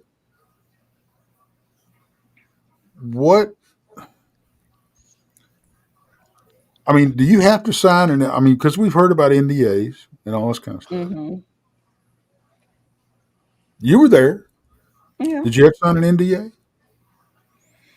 With Monster Quest, I don't remember signing an NDA. I don't remember. But to be fair, it was a real slapped together thing from my perspective. And it was the first season. Nothing had aired, so they didn't know if it was going to be successful or That was not. the first episode, wasn't it? No, it was like the 6th episode. Was it? Okay. Yeah. And I mean, it wasn't even like a formal invitation. It was, my friend Rick Knoll sent me an email one day and he's like, hey, you want to be on TV? And I was like, I guess. I don't know. For what? And he was like, I've got a friend who's, putting a TV show together about Bigfoot. He wants an all-women's expedition. He's like, I'm going to be the producer or whatever for the field producer. He's like, and I was thinking of you want to come out for this? And I was like, sure. So, it started off with a big group of women. By the time we ended up getting out there, it had whittled down to like 5 of us, I think, 4 or 5. And, it was not scripted. Now, of course, with TV shows, you've got like a shot list, right? So the cameraman's got like required shots that they have to get. And that's about the extent of any kind of scripted bit for this particular TV show. Like they didn't tell us what to say. They didn't tell us what to do. At one point, I'm down in Skooka Meadows, right? And I'm on point and there's a line of women behind me and I'm just following game trails through bear grass. I didn't know where to go.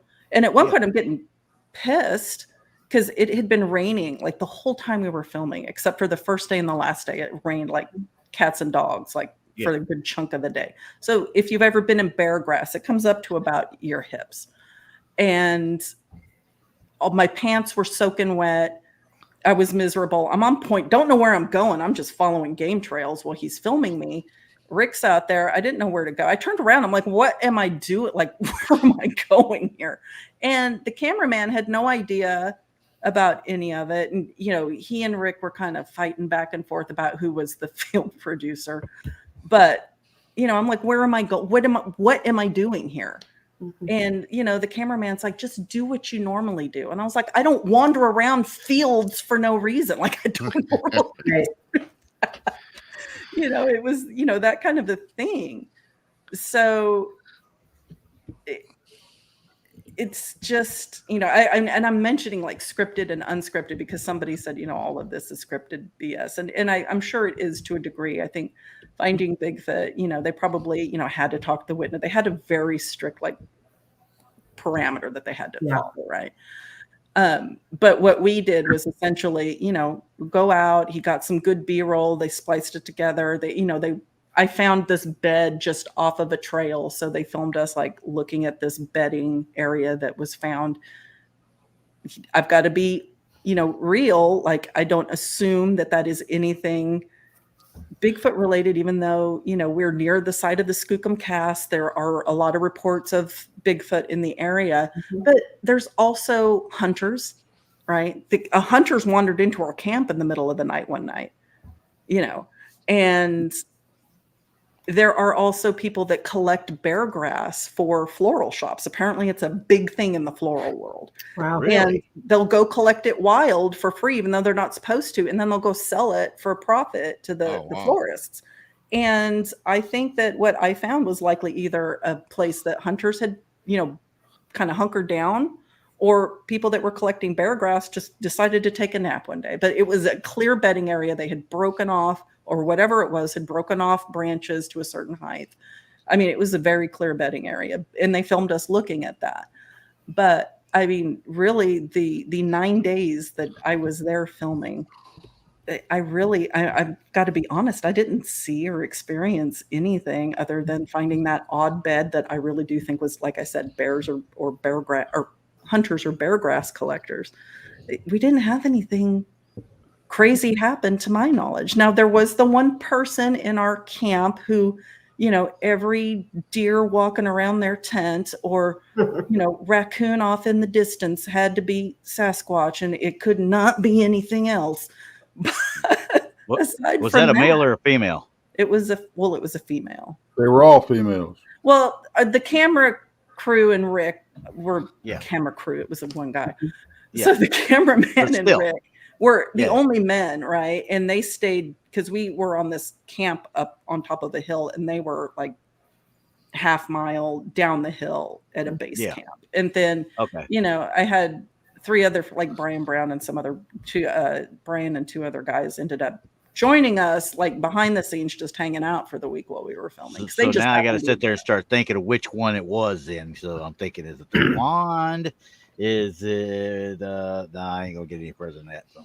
Oh, I'll tell you, not on the air, but I'll tell you who it was. Okay, you can tell me later. Don't worry about it. She was picking fights with me for no reason. I had never met this lady before, and she just decided that you didn't kick her. You know what? To what end? Like, because it would have been fun. Well, I mean, I'll tell you another story that's not on the camera where I threatened to put something under her tent and guarantee she'd have some kind of encounter. Well, you know, Monica, I kind of want to put you on a spot just a little bit, but not just yet. I want you to come up with a cool story off the top of your head. Well, okay. But before I do that, I got another question for you. But before I do that, I've got to do this. It's about that time in the show where I have to give out some thanks. I want to thank, who's this? Texas Front Porch for gifting 5 Bigfoot Mission Rock Pirate memberships. Arr! Thank you very much, Tex, for that. Keith, 1675 from the state of Michigan for the super chat. Diane Boss has now been a member for 5 months.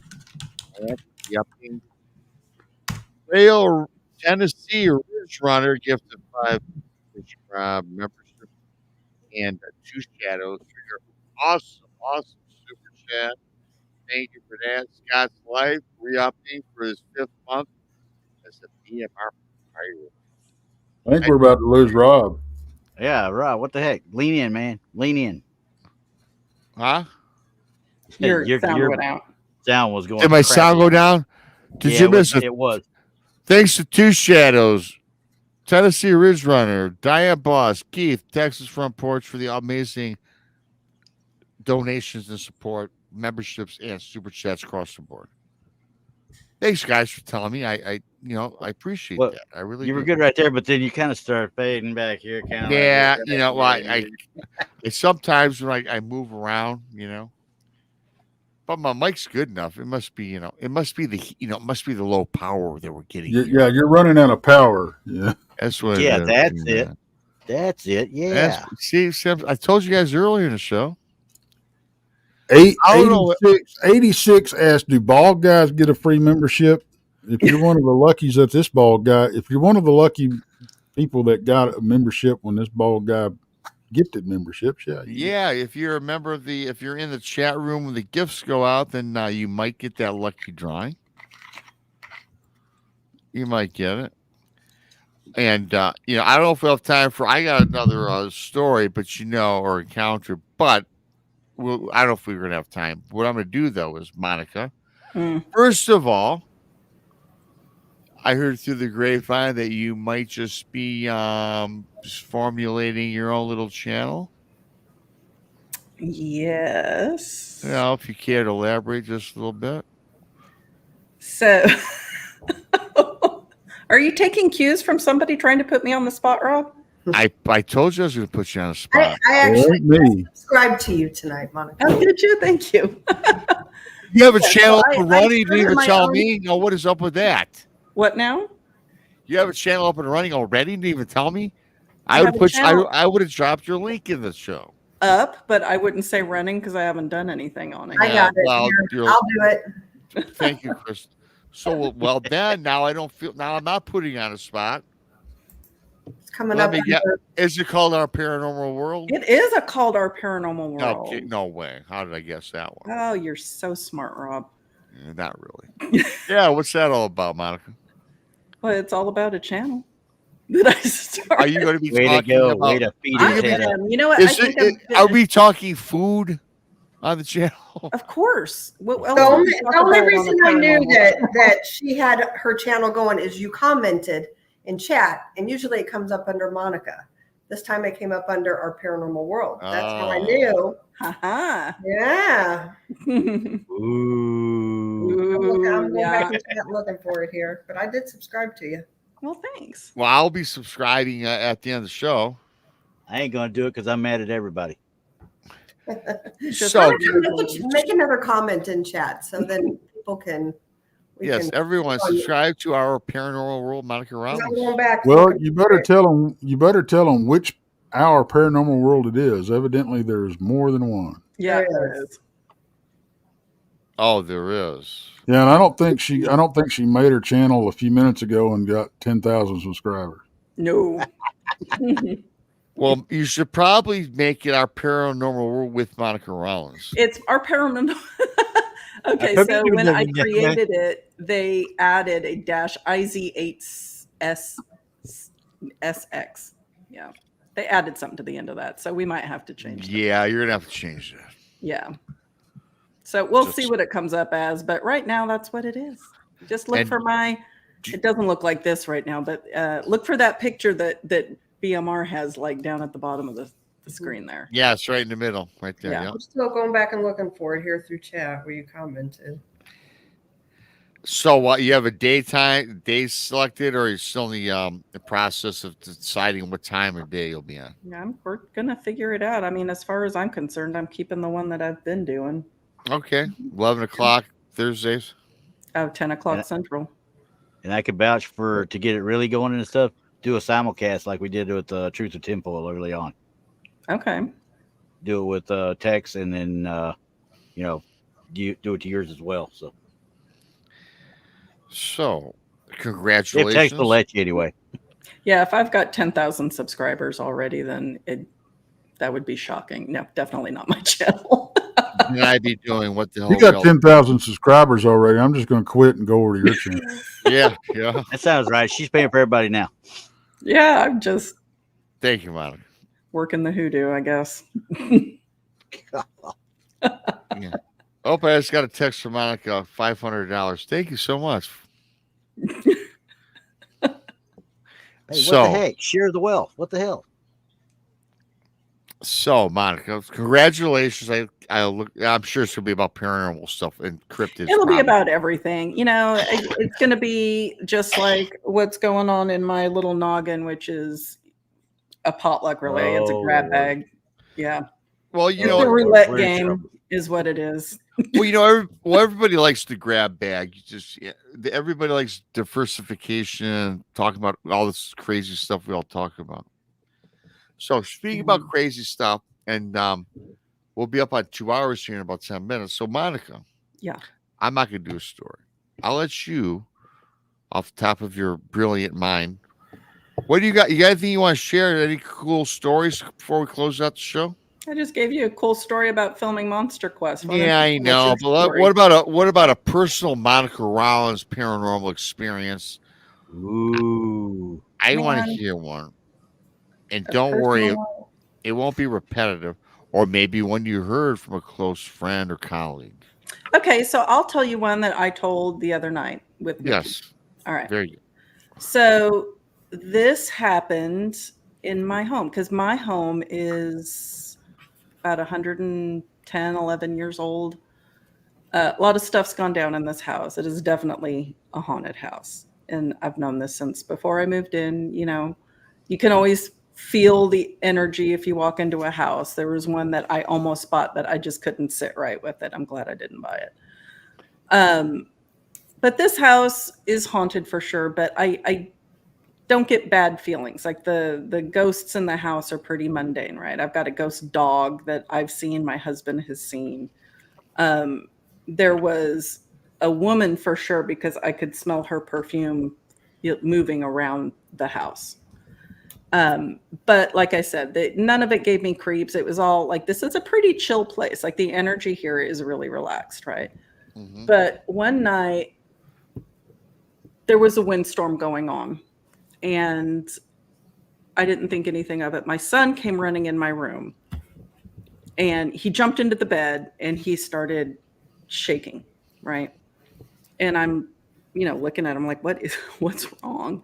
He said, there's a scary noise like outside. And I just chalked it up to, with it being a windstorm, that there are leaves scraping across the front porch. It's something common, right? He just got spooked. And I said, oh, I'm sure it's nothing, honey. Like, it's okay. Just go back in the living room if you want, or you can, stay in here. It's up to you. So he ended up going back into the living room for a little while. And then he slept with me that night. My husband at the time was working overnight shifts, right? So we were home alone until like 3:30 in the morning. And he comes into the room. My son goes to bed. Comes time for me to go to bed, right? I'm laying there, shut off the lights, doing my thing. And I hear this weird noise, right? And it was coming from the opposite side of the house. So it was coming from the room I'm in now, which is my dining room. And I could tell it was outside of the house. And I was thinking, well, that's kind of I couldn't really pinpoint what it was, like a creepy, like whale screechy noise. But I was thinking that's just weird, right? I don't know what that is. Gosh, I wonder if that's what Lucas heard. That's kind of weird. Mm-hmm. So I didn't think too much of it. And I'm laying there. I'm about to go to sleep. And I hear this ungodly screech in my house this time. And I can replicate it. A lot of people that have heard it before really don't like to hear it, but I can replicate it. Yeah. And it was like it was like that kind of a noise. Yeah. And it was coming from my living room, clearly moving towards my bedroom. So it was coming through the living room and I've got original wood. It's an arts and crafts house. So I've got original like glass French doors that shut every room off. I keep them open, obviously. This was moving from the living room through the glass doors into the music room, which leads into my bedroom. And I popped up like a daisy. I mean, I popped up like a jack-in-the-box and ran and shut my door. Right. And it's pitch black. I already don't like the dark, but all the hair on my body is standing up. And it's so silly because the first thing I thought was, can I get to my gun? If I let go of this door, can I get to my gun? And then I'm thinking, that is not a person. Like, this gun is going to do no good. Right. But I stood there and I held the door shut for a minute, and there was a little bit of light coming through the bottom of the door from, I think I had a light on in the kitchen. And I'm looking to see if I see movement under the door. And I don't really see anything. So, and I don't hear anything in the hall, right? So I let go of the door and I'm quiet and I don't hear anything. So I walk back over and I sit on the edge of my bed. And I don't have any lights on, in the bedroom. It's still dark. And I'm thinking, well, what was that? Because that scared me. Like, my heart is pumping. I don't know what's going on. And my door goes click, click, and then it swings open. Wow. And I said, oh, hell no. I think I said it out loud. Hell no. And I turned the light on, and I'm sitting there with all the hair on my body just standing up. And then I got mad. I got real mad. After the initial shock and fear wore off, I was like, what? Get out. I remember sitting in my room saying, get out. If you are in, get out. And then I proceeded to go to every room in my house and turn on the lights and just read whatever this thing was, the riot act, telling it to get out. It is not welcome. Out. This is my space. This is not your space. Get out of here. And I've never had that issue again. Mm-hmm. And, I eventually went back to sleep. It was not easy because I was, thinking, I really don't want to hear that again. Definitely not inside my house. And then I'm thinking, oh my gosh, if that's what my son heard, the poor guy, I'm like, oh, it's nothing. It's just leaves scraping across the porch, which is terrible because I'm not that mother. I'm the one who's like, if my kids tell me that they see something or they hear something, typically I will believe them. Mm-hmm. But this was just so out of the ordinary for our home. And I don't know how this thing got into my house. I don't know why it was circling my house or pacing back and forth in my house. But it really pissed me off. And, I read it right. I was like, get out, not welcome, out, not welcome, do not come back. And that took care of it, but I don't know what that was. Like I said, I don't know what that was. I don't know how it found me. I don't know why it picked this house, but it did. Wow. Wow. Is it still there? No, I've never had it come back. Good deal. And what you did too, that's really important. You took charge. That's your freaking house, and people, had you. Not saying there's anything wrong with getting scared, because I get it, people. You're something you're not used to. It's the people that get scared and that are frightful that really, I think, amps up a lot of activity because it plays on that. You did it. So it's well, I can't mess with her. I'm gone. Yeah, I'm not going to be bullied by that. No, I've been doing paranormal and stuff. And Grandizer asked if that's when I started to do my paranormal stuff. No, I've been doing this my whole life. This was just one incident in this house. And like I said, you're not I'm not going to get bullied by something, anywhere, let alone in my house, especially with my son. You scared my son. Yeah. No. Mm-hmm. Yeah. So do you think you didn't get scared. You got mad. Yeah, I got mad. Yeah, get out. So do you think you guys, Chris and Monica, did you think though too,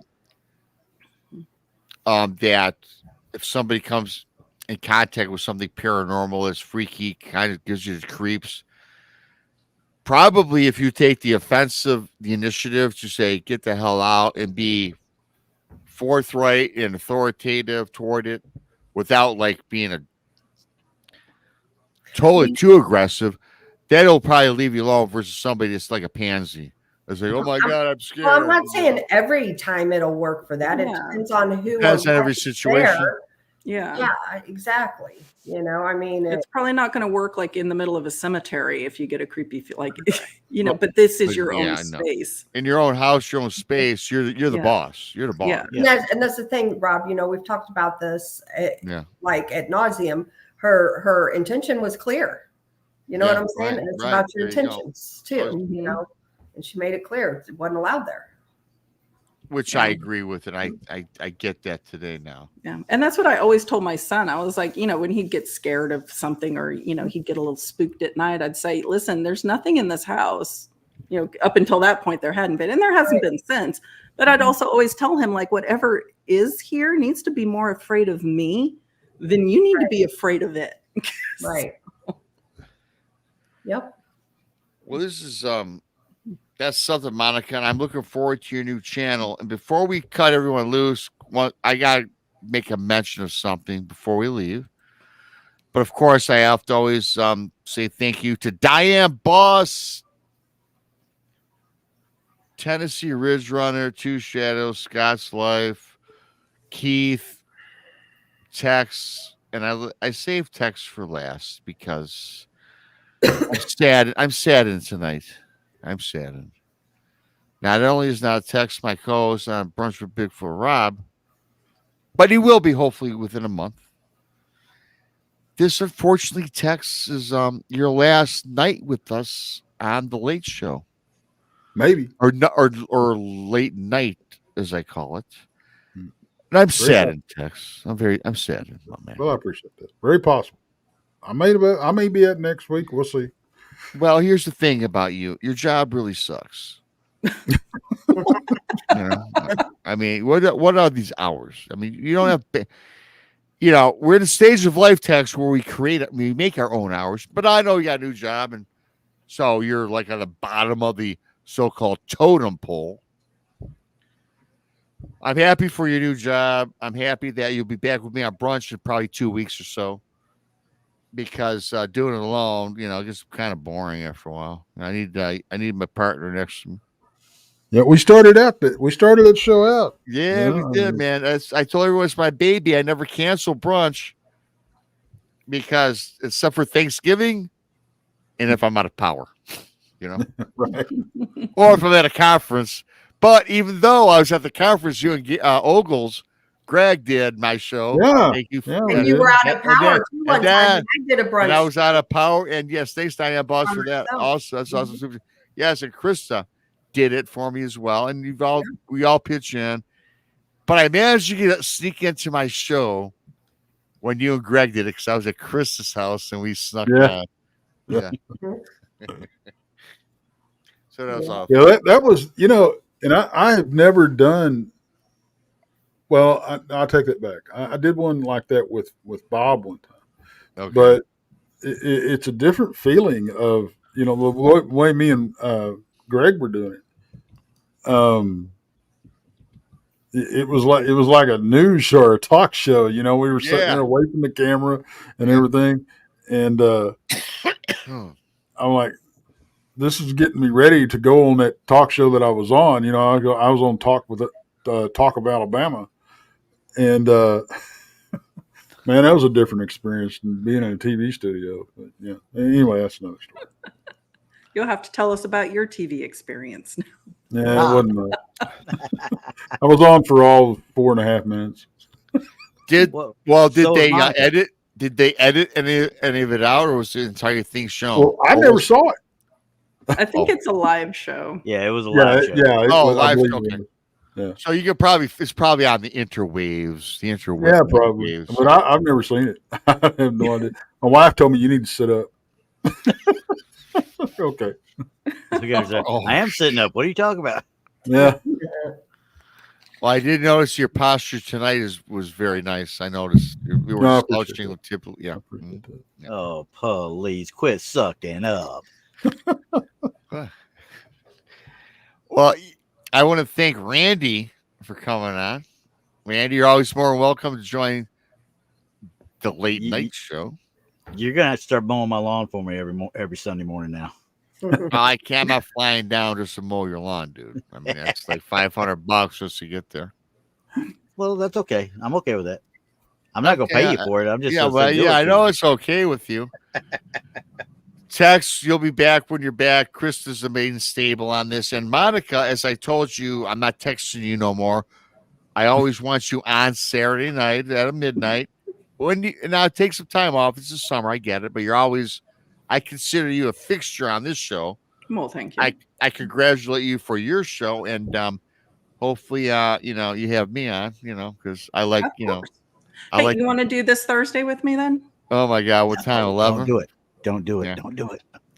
I gotta check my schedule because I'm such a busy guy. Oh my goodness.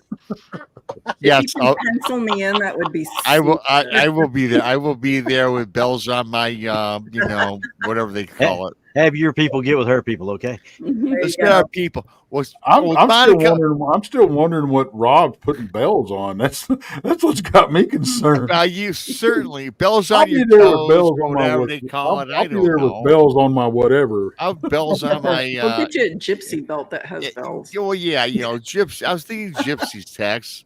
I wasn't thinking, otherwise. Right? Everybody wants me to do that sound again. That's hilarious. I'm not gonna. Yeah, do it. No. You know what that sound reminded me of? I'm gonna tell you right now what this sound immediately reminded me of.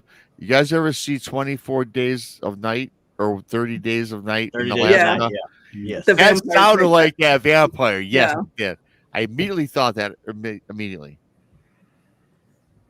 But it's been a lot of fun, everybody. I appreciate everyone for coming on in. This show is like becoming like, a fan favorite. I mean, I got over 100 people in chat. And, Awesome. Yep. it's fantastic.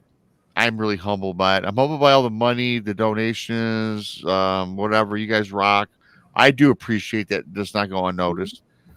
With that being said, Texas Front, if you're new here, subscribe to Texas Front Porch on YouTube. The Blondes and the Booze Paranormal Podcast on YouTube. Truth or Tinfoil or Randy and Brandy. Monica Rollins' new show. Got to work it out a little bit, but it's called Our Paranormal World. X7647. I know it's a lot to remember. It's a weird one. Yeah, I'm gonna have to change that. And of course, I'm BMR. And with that being said, I love y'all. Until next time, See y'all. we'll see you later. Night.